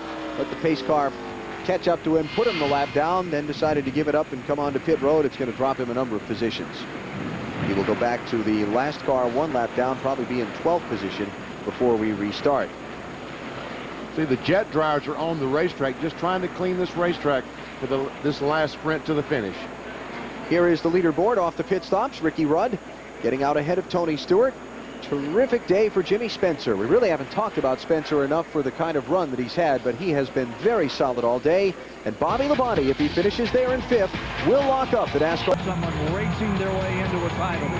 NASCAR history can be rewritten today. Under caution for the 3rd time in the Pennzoil 400 with 53 laps to go in the race. And Ricky Rudd taking the lead away from Tony Stewart on the pit stop. Caution coming out in the middle of green flag stops has trapped a lot of cars behind and left just 5 on the lead lap. Let's go to Dave Burns. Jeff Gordon was on and off pit road 2 times, Alan. They broke a throttle return spring. That makes the pedal come back. Now, it does have a secondary one. They did replace the one that broke, so Jeff's throttle pedal now comes back, but he slid the tires and flat spotted him, thinking that he might have a stuck throttle going into the turn a few laps ago. As for Tony Stewart, a lug nut popped off when they put the left rear on. They had to find the lug nut, put it back on, and then get him out of there. Mike Massaro. Ironman Triathlon is coming on NBC right after this broadcast, but the Ironman award for this race may go to Wally Dallenbach. The reason why, he's got a hole in the exhaust pipe which is directly beneath the driver's seat. You take a look right now at the insulation. This is the piece that goes between the exhaust pipe and the floorboards. Fumes are coming up through the hole into the cockpit, as well as heat. It gets as high as 1,200 degrees, and right now Wally Dallenbach is enduring that, hopes to extend through the end of the race. Right now we go to Marty Snider. Well, on that last run, Bobby Labonte's car was a little bit looser than he would like it to be, but he was made aware by Jimmy Makar of the fact that he is in position to win the championship. The smiles were growing bigger down here in the Interstate Batteries pits. They are getting excited. They know the championship is now within reach. There's not going to be any recount on this one. He's going to win it in a landslide. Yes, he is. Right now, his closest pursuer is Jeff Burton, who's back in 13th position. Dale Earnhardt, who started the race, his closest pursuer, is in the 18th position. See Earnhardt running right behind the pace car. He will be at the, well, basically be 2 laps down to the leader. He's just in front of the leader, so he's 1 and almost a full second lap down to Ricky Rudd when we go back under the green flag. Jet blowers out there continuing to clean off the racing surface. Leaderboard 5, the top 5 on the lead lap. As we get set to go back at it for the final 52 laps of the Pennzoil 400. Steve Park led early, has slipped back to the 7th spot. It has been all about Ricky Rudd, Tony Stewart, and Bobby Labonte today in the Pennzoil 400.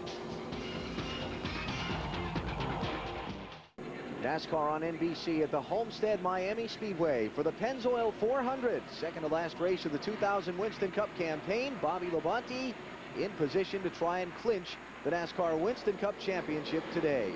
Jeff Gordon with a little turn signal, trying to get out of the lane with the lead lap cars. There's Bobby running in 5th spot. His brother Terry, a 2-time Winston Cup champion, running back in 25th today. We talked with Terry earlier this weekend about what it would mean for him to see little brother win a Winston Cup ring. It would be very special if Bobby won the championship. It would be. It would be a great feeling, I know, for my parents. It would be for me. So it'd be fun sitting around the house. Christmas is all sitting around there, you know, and hopefully we'll have a championship somehow. Trophy's a little too big for the centerpiece of Thanksgiving dinner. Look at this. Look at Earnhardt taking the leader, Ricky Rudd, up as he tries to stay in the lead lap. Tony Stewart goes on the inside, retakes the lead. Dale Earnhardt has had his moments today here at Homestead. Earlier involved in an accident when he got into the back of Ward Burton. 5-car crash resulted on the backstretch. This time he's messing around with the front couple as Earnhardt tries to get one of his 3 laps. He's down back.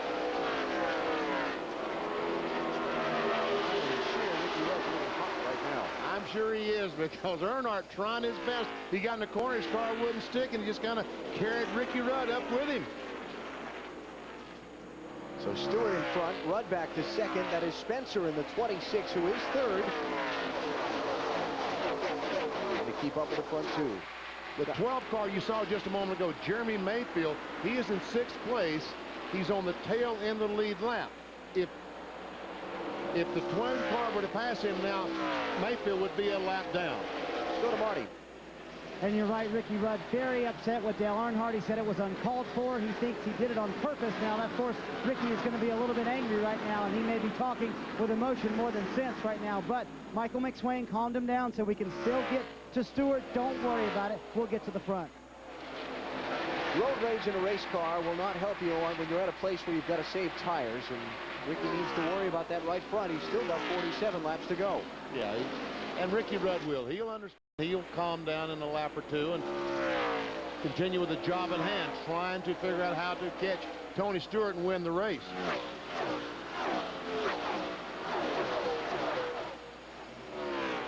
Dave Blaney working on Steve Park, 8th spot. Both are 1 lap down, unfortunately, because of that caution that came out in the middle of things. No, Blaney is 2 down. The 1 car is 1 lap down. See that little thing on the right side says 2?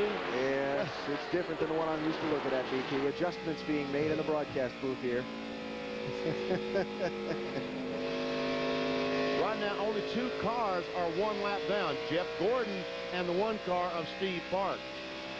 Rookie standings, Matt Kenseth leading Dale Earnhardt Jr. coming into today's race. Junior's running in 15th. Kenseth is running in 22nd. Blaney right now, the top running rookie. Caution is out again. Debris on the front straightaway. Caution number 4 is out. Huge break for Jeremy Mayfield. He will be able to stay in the lead lap, come in, get 4 fresh tires, and will be in 6th spot. And as a matter of fact, his crew might even beat some of these guys off pit road, because I believe that Stewart, Rudd, these other cars will stop and change 4 fresh tires. Caution at lap 224, setting up a 45-lap sprint to the finish of the Pennzoil 400 on NBC. 42 laps to go in the Pennzoil 400. Strategy under the caution flag. Top 3 cars did not pit. Stewart, Rudd, Mark Martin, all the rest of the cars on the lead lap, although there is only 3 of them, decided to pit. That would be Jimmy Spencer, Bobby Labonte, Jeremy Mayfield, all choosing to pit here. Let's go to Marty. If you wonder about Bobby Labonte being conservative, they are not being conservative. They made a move to try and win this race. They were the last car on the lead lap. They came down. The car was a little bit tight. They made an air pressure adjustment, took on 4 tires. That should help them, especially early in this run. Now for Ricky Rudd, he thinks he may have a little bit of left side fender damage from where Dale Earnhardt hit him. They had Mark Martin pull up, check it out. Mark Martin said it's fine. Let's go to Dave Burns.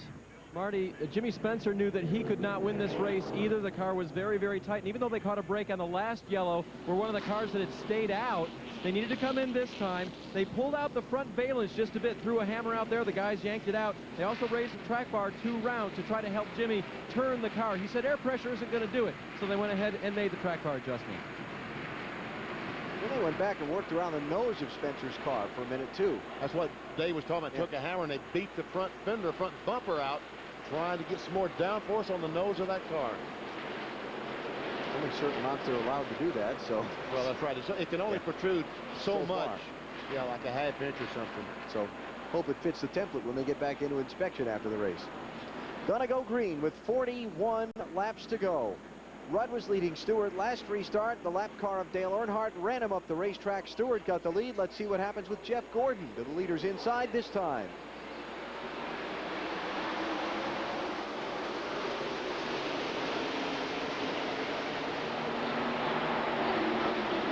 Stewart got that great jump on Jeff Gordon. Ricky Rudd now is closed in between, has Gordon between himself and Tony Stewart. Bobby Labonte, first off of pit road of those who stopped in 4th, trying to clear the lap car there.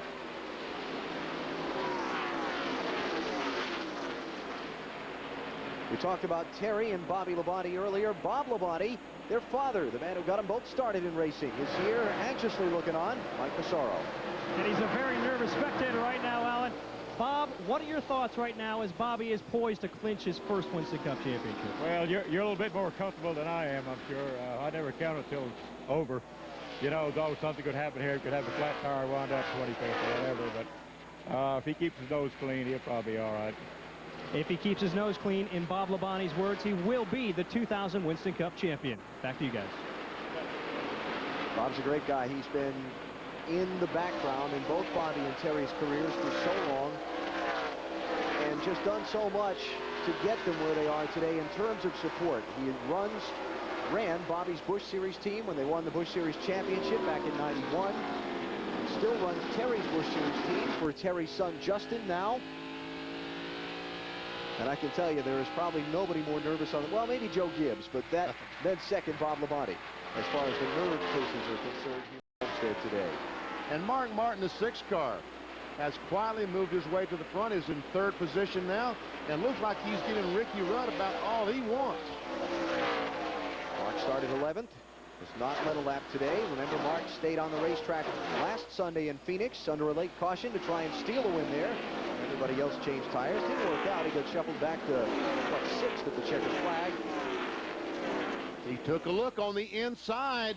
He's still on the inside trying to take that position away. It looks like this set of tires that Ricky Rudd's car has on it right now is just not matched exactly like the others, and Martin goes in the 2nd spot.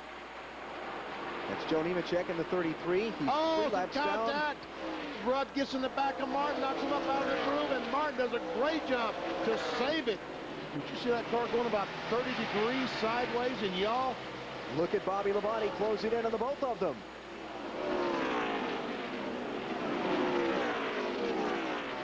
How did he save that? I don't know how he did that. Jeremy Mayfield working on Labonte for 4th. Labonte's going to wave him by. So Mayfield to 4th. Bobby back to 5th. Only other car on the lead lap is Jimmy Spencer. Look out, park into Atwood.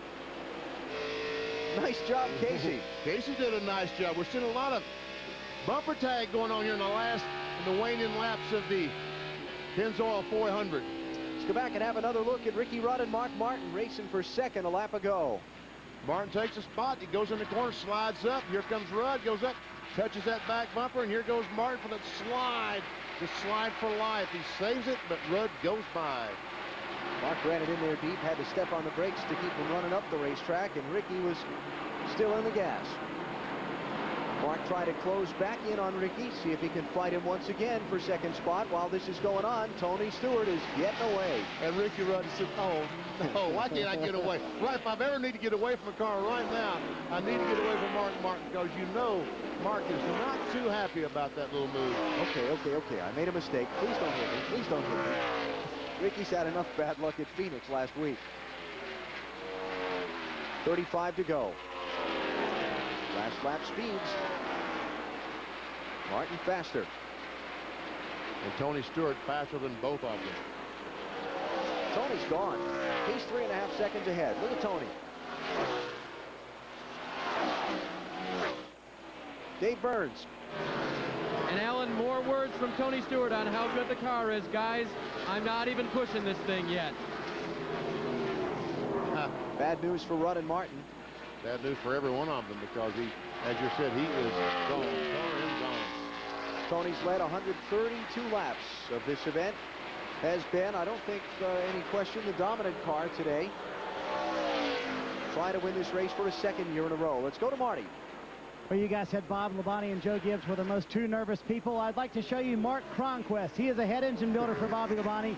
And when it comes down to the end of races, when they're about to do something big, he paces. And he's got about 1,500 miles on those shoes this year. He paced for 2 hours in Indianapolis. He's been pacing for about the last 45 minutes, and he hasn't stopped yet. Race for second. Martin back up on Rudd's back bumper.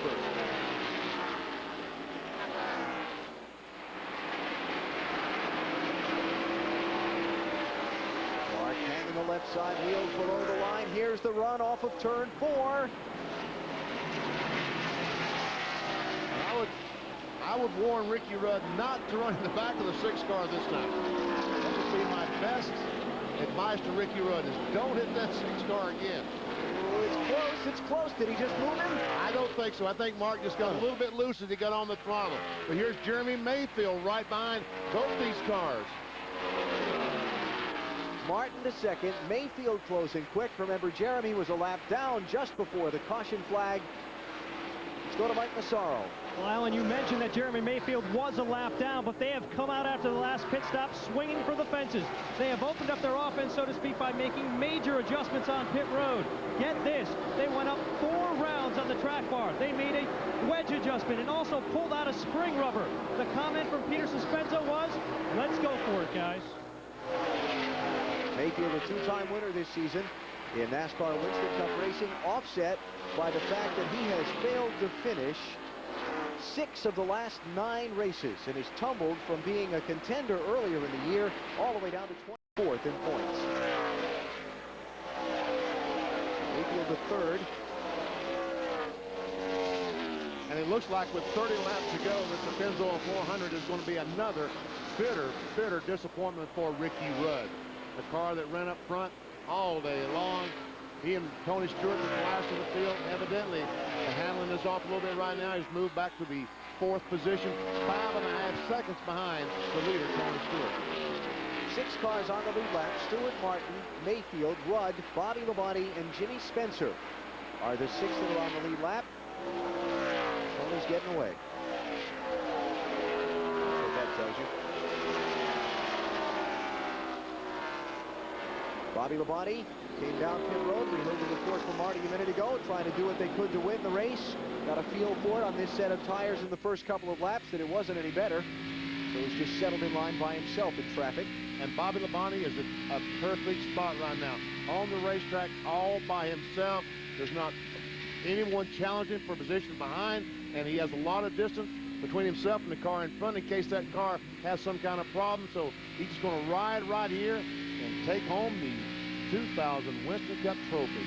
It's worth some $3 million to win the championship.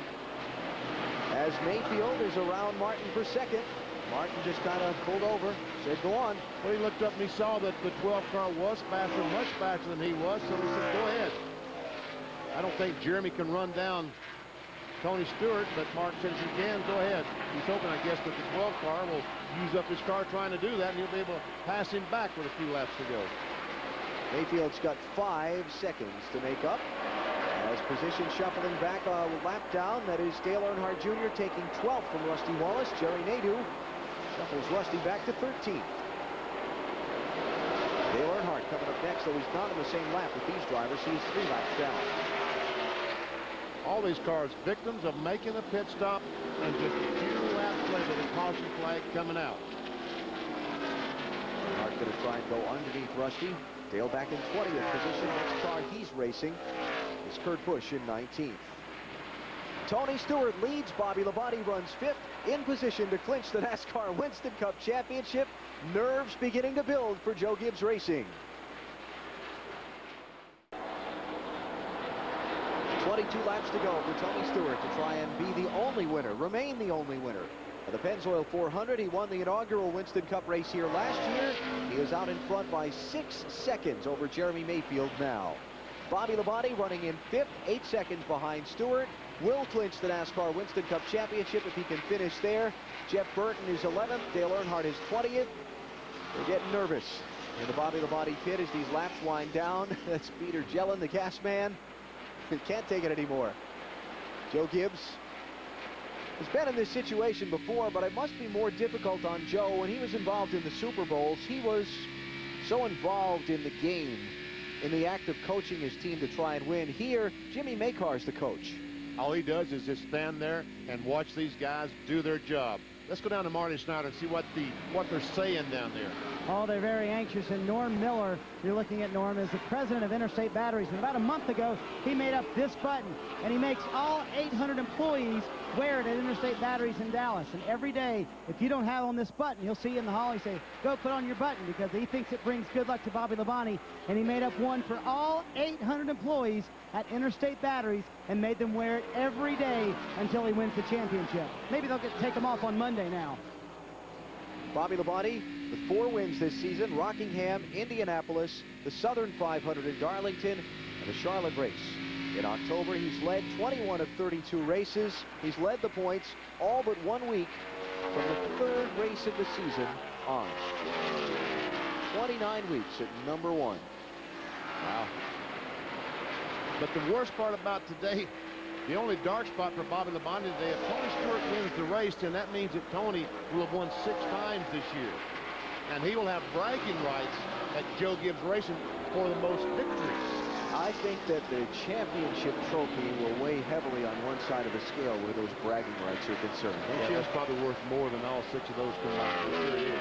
But you know, the way that Joe treats this operation, the guys that work on Tony Stewart's cars here at the racetrack and work on Bobby Labonte's cars here at the racetrack work on both cars back at the shop. There are people who have jobs that are assigned, and they're assigned for both machines, not just one or the other. So this will be, when both take the checkered flag today, if things end as they are now, a big victory celebration with a lot of orange shirts to go along with a lot of green shirts. Yes, I'm sure that when Bobby Labonte is crowned champion, they'll all come down and shake hands with Bobby and the rest of that number 18 crew. Now here's what I'm wondering right now, Benny. Back in '96 when Terry Labonte won the Winston Cup title, Bobby won the race, and they had what was such a memorable moment when the two made the side-by-side victory lap around the Atlanta Motor Speedway.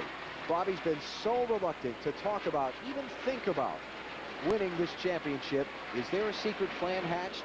Will Terry and he do something? What will the celebration be? I don't know. That's a good thought. I haven't thought about that, but that was one of my most fondest memories in all of stock car racing, when Bobby and Terry Labonte rode side by side around the Atlanta Motor Speedway. One is the winner of the race, one is the champion. It's been a Grinchy kind of day for Terry Labonte. 3 laps down, back in 26th position after starting 39th. I think the Grinch stole the handle on the 5 car. He sure has. Racing there with Wally Dallenbach, though Wally is 7 laps down in 35th position. Wally in the 75 car. Steve Park still racing with Dave Blaney. These two have been together on the racetrack for about the last hour, it seems like. And they're running 8th and 9th, although it's really not a battle, because if Blaney were to pass the 1 car, he'd still be in 9th position because he's a lap down to Steve Park. Blaney the first car 2 laps down. Park the last car 1 lap down in 8th spot. Park and Jeff Gordon, the only drivers 1 lap down. Got 5, 6, 7, 8, 9 drivers 2 laps down. As we watch Bobby Labonte about to come down to 14 to go. Haven't heard from Jimmy Makar yet today. Marty? Well, the car's been pretty good, and they did make the effort to win the race. Jimmy, you tried to win the race. The car just not handling as good right now. No, you know, we ain't been able to really be where we wanted to be all weekend. We've been trying a lot of different setups. Tried Tony's setups. We tried 2 or 3 other setups. We just never could hit something that was really fast. The car's not driving all that bad. We just don't have the speed. So, you know, unfortunately, we just missed it this weekend. But, I mean, the car's not terrible. It's just it's not competitive enough to win the race. Are you getting excited?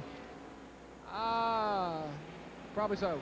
I would say he is. Bobby Labonte needed to finish 5th today. He runs 5th right now. See, and that's the whole thing about Jimmy and Bobby, this whole stretch drive to the championship. They have worked so hard around the shop and in public to not talk about the championship, to not get focused about it, not get thinking it's theirs. It's creeping in. It is creeping in. Well, it's creeping in because they've only got about 10 or 15 minutes to go.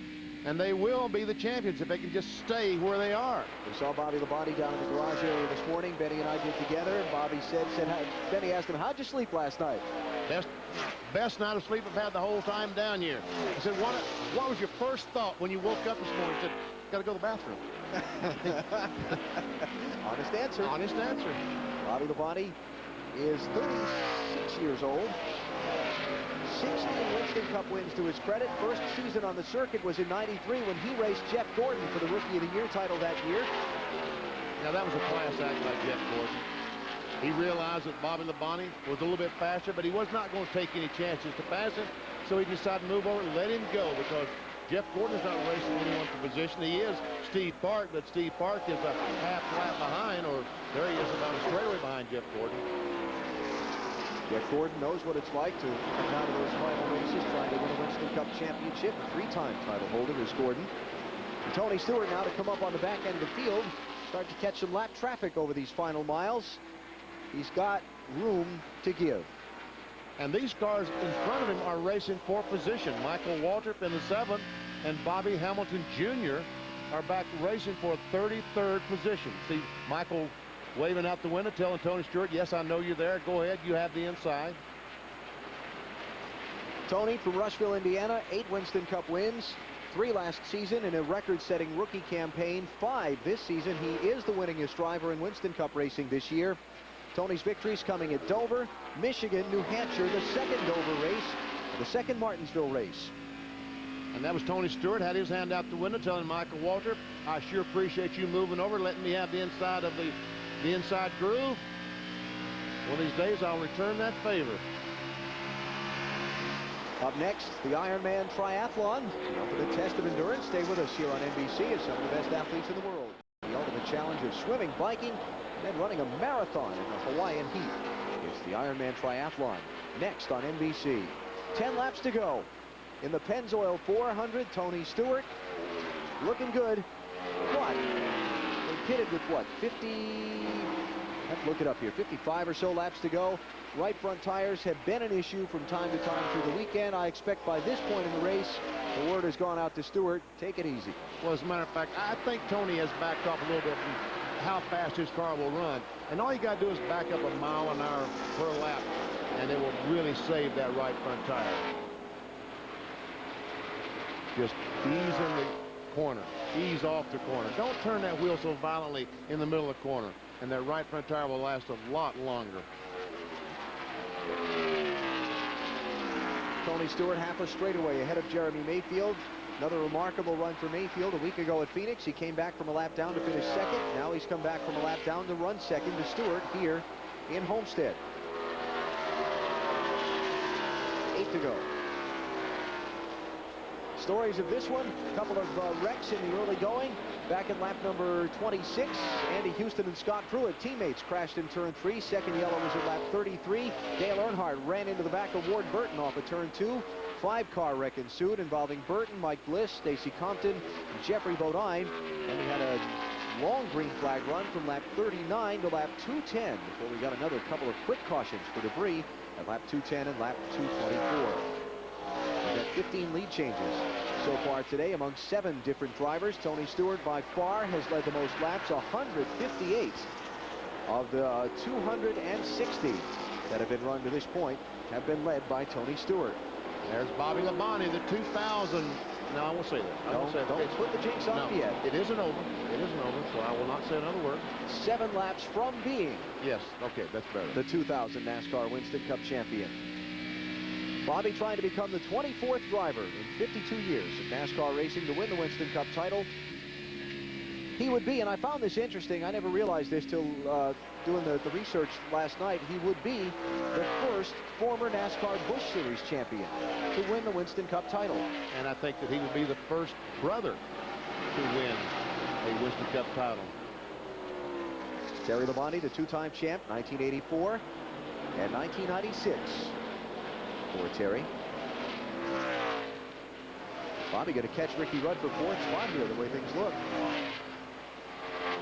Rudd is slowing. Ricky Rudd is slowing. Something has gone wrong with the 28 car, and it just continues. He thought Bobby was going to catch him a little quicker, and he was just going to let him by. Marty, what's up with Ricky Rudd? And Ricky Rudd thinks it might be an engine going south on the Texaco Haviland 40. Radioed to Mike McSwain. Said, I think the motor just broke, and as it goes by us, it does indeed sound sour like it's down on 7 cylinders. That crash leading in the final laps at Phoenix last Sunday has been a very strong contender for the win today. The engine's going south in the final laps at Homestead. With just 5 laps to go. Can you imagine that? Ricky has led 49 laps over 6 different occasions today. Has been Tony Stewart's strongest competitor for the victory. 4 to go.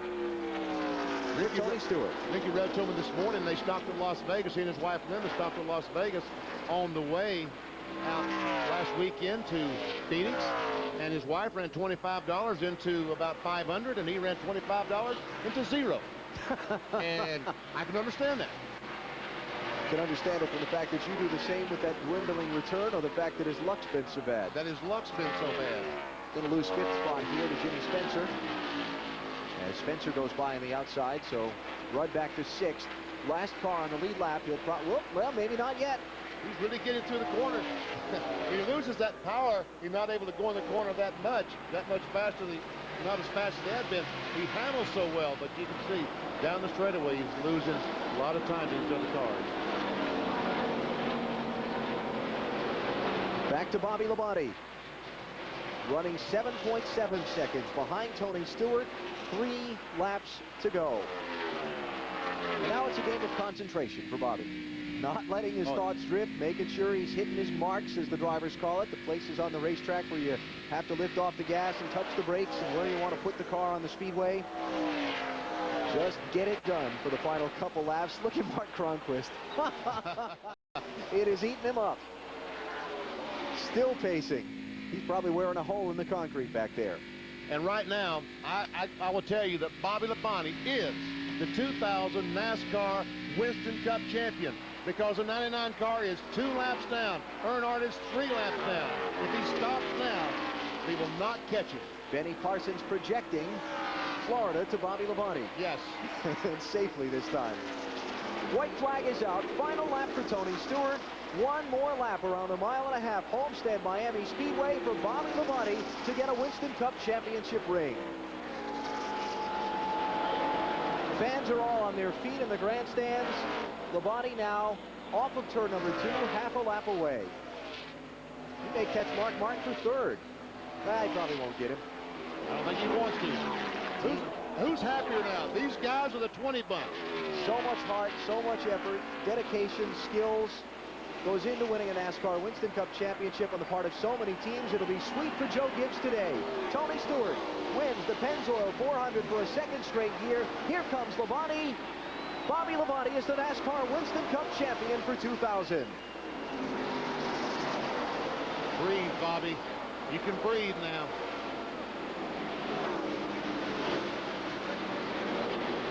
Bobby Labonte, the 24th NASCAR Winston Cup champion, closes out Jeff Burton and Dale Earnhardt with a 4th place finish at the Pennzoil 400 in Homestead today. Let's go to Marty Snider. And what a gratifying moment for all the folks at Joe Gibbs Racing. Let's grab Joe, who wants to get a hug from all of his friends. Joe, is this as or more gratifying than the 3 Super Bowls? I don't know how to describe it. I tell you, it's been 9 long, hard years. And I wouldn't trade Super Bowls for anything, but this, I'm telling you, is fantastic. It was a total team effort. For a lot of these people, they've devoted 9 years of their career working for us and being a part of this, and being part of the team. Really, everybody did it. Lord blessed us with a great day, and I tell you, I don't know what to say about it. I'm just thrilled. Your two team members are out there making a pace lap beside each other, but it took you only 3 years to win the Super Bowl, 9 years to win the Winston Cup, which was honestly harder. I tell you, I don't know what to say about it. I'm not sure you can draw a comparison. They're total team sports. You got to have great people, and you win with people. And really, probably in this one, I had a lot less to do with it, but it's just as much fun. It's you see everybody gamble, come with the interstate batteries and people like that, and just it's just I get a kick out of it, I guess, because you see all those people get to enjoy it. And I don't think we have but about 4 people on this team that have ever been part of a championship, so it's a thrill for all of them. And like I said, the Lord bless us with a great year, and it's just, we got a lot of neat people working here. That has been his motto for years. You win with people. Joe Gibbs, champion in the NFL and NASCAR's Winston Cup Series division. Bobby Labonte, I don't know if you saw when we were showing the in-car shot of him riding along next to Tony Stewart. He was pointing at his ear. He and Tony have radios in their car where they can tune to a channel and talk to each other. They were having a little conversation about their victory ceremony. Bobby making the ceremonial lap as they set up the celebration stage here at the start-finish line, where he will be presented with the NASCAR Winston Cup trophy for 2000. So glad for Bobby. He is a quality individual. Yes, he is. He's put forth a lot of effort to be in this position. See his wife Donna and his mom Martha beginning to walk toward the celebration area. They'll be part of it. Terry Labonte, the two-time NASCAR Winston Cup champion, 1984, 1996. He'll probably be right in the middle of it all as well. They have such a close relationship, the two do. And no one will be prouder of little brother than Terry, and no one will understand more what it means to accomplish and what went into accomplishing it than Terry. That's exactly right, and it's great to have someone like, there's a race winner. Tony Stewart in victory lane after leading 166, 267 laps, his second straight win in the Pennzoil 400. Dominant. Best way to describe Tony Stewart's day here at this track today. Today Burns. Well, and Tony Stewart is still getting unbuckled from the car right now. He's removing the ice packs that he had on himself all day today. Actually, he's getting a little more ice. I think those are probably well used up as he's been out front all afternoon long. A dominating performance here for him, 2 in a row right here in Miami. And it's pretty tough to be undefeated in the NASCAR Winston Cup Series. But we'll go in and try to talk to Tony now. And Tony, a lot of refreshment for you here today. Even though you dominated, looks like that was a lot of hard work out there. It's awful hot here in South Florida right now, but you know, we got really hot there and started getting sick for a while, and on the stop the guys dumped about 1.5 pounds of ice on me, so you know, got us calmed down and got us cooled off, and you know, every stop we just kept pouring ice on me, so you know, kept me, you know, feeling cool. But you know, just kept checking on Bobby all day. I was real concerned about where he was at, and you know, what we were doing. You know, when I saw the 3 car and we got a lap on him, then got a lap on the 99, I knew that was going to help him out some. So did everything we could do to help out today, but he did it himself. I mean, he's a great champion. And he radioed in many times where Bobby was. He's happy for his teammate. Tony Stewart, the winner of the Pennzoil 400, and now it's time to see the champion. There's the trophy. It's on top of the car. There's Donna with Madison in her arms, and here he comes, Bobby Labonte, the NASCAR Winston Cup champion.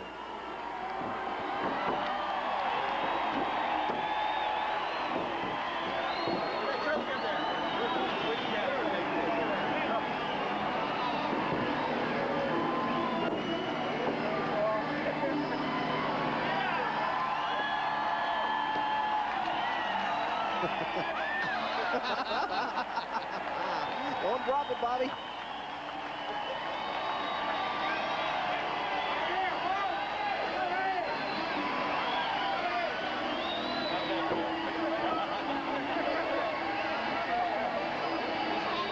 Come on down. Here, do it this one. Bobby. Tag on. I don't care. It's all going to get gold. All right, Bobby Labonte, congratulations. You are the 2000 NASCAR Winston Cup Series champion. How's that sound? Well, I guess we can talk about it now, right? Yeah, now we can talk about it. I'll tell you what, yesterday I kind of told a little white lie on TV there. I said we're running pretty good, which we weren't, but I didn't want to tell everybody we were running pretty bad. So we made a big adjustment on the race car this morning, and Jimmy and all the guys made it a lot better. This Interstate Batteries Pontiac was awesome. Got to thank MB&A, Centos, Chef Boyardee, Coca-Cola, Easy Care, Ditch Witch, Husqvarna, Goodyear, Champion, Circuit City. We got a lot of sponsors and a lot of great people at Joe Gibbs Racing. That's what it's all about. Everybody at Joe Gibbs Racing did a great job this year, and Tony won the race, and us winning the championship is awesome. Can't say enough for all of our interstate guys and all the distributors out there. You know, this is what Interstate's keyed around is racing. It's not, we don't advertise for much anything else, so it's awesome, and those guys deserve it. Interstate distributors, this is for you guys, because you guys will make this happen. For so long, you wouldn't allow yourself to think about it. Are you glad it's finally over? Sure, we go back to racing out of Atlanta. All right, Bobby Labonte, the 2000 NASCAR Winston Cup Series champion. In typical Labonte fashion, cool and collected. Final results from the Pennzoil 400. You see just 6 cars finishing on the lead lap. Bobby Labonte finishing 4th and wrapping up the championship. Jeff Burton 11th, Dale Earnhardt 20th. So Labonte closes them out today without having to even start the Atlanta race next Sunday. Terry Labonte back in 25th. Tough day for Ken Schrader and Michael Waltrip. The drivers out of the race, most as a result of crashes early. Championship standings with 1 race to go. Bobby Labonte's lead. Jeff Burton takes 2nd, but all he can do is race Earnhardt for 2nd when they go to Atlanta next Sunday afternoon. For Bobby Labonte, the path that began in quarter midgets some 25 years ago, through the NASCAR Busch Series in the '91 championship, led eventually to the Winston Cup Series. Winston Cup career beginning back in '93. Then he hooked up with Joe Gibbs, and there were many family moments in victory lane. Bobby raced his brother Terry in '96 when Terry won the 2nd of his 2 Winston Cup crowns. And now, after 8 seasons and 16 wins, Bobby Labonte is the NASCAR Winston Cup champion for 2000.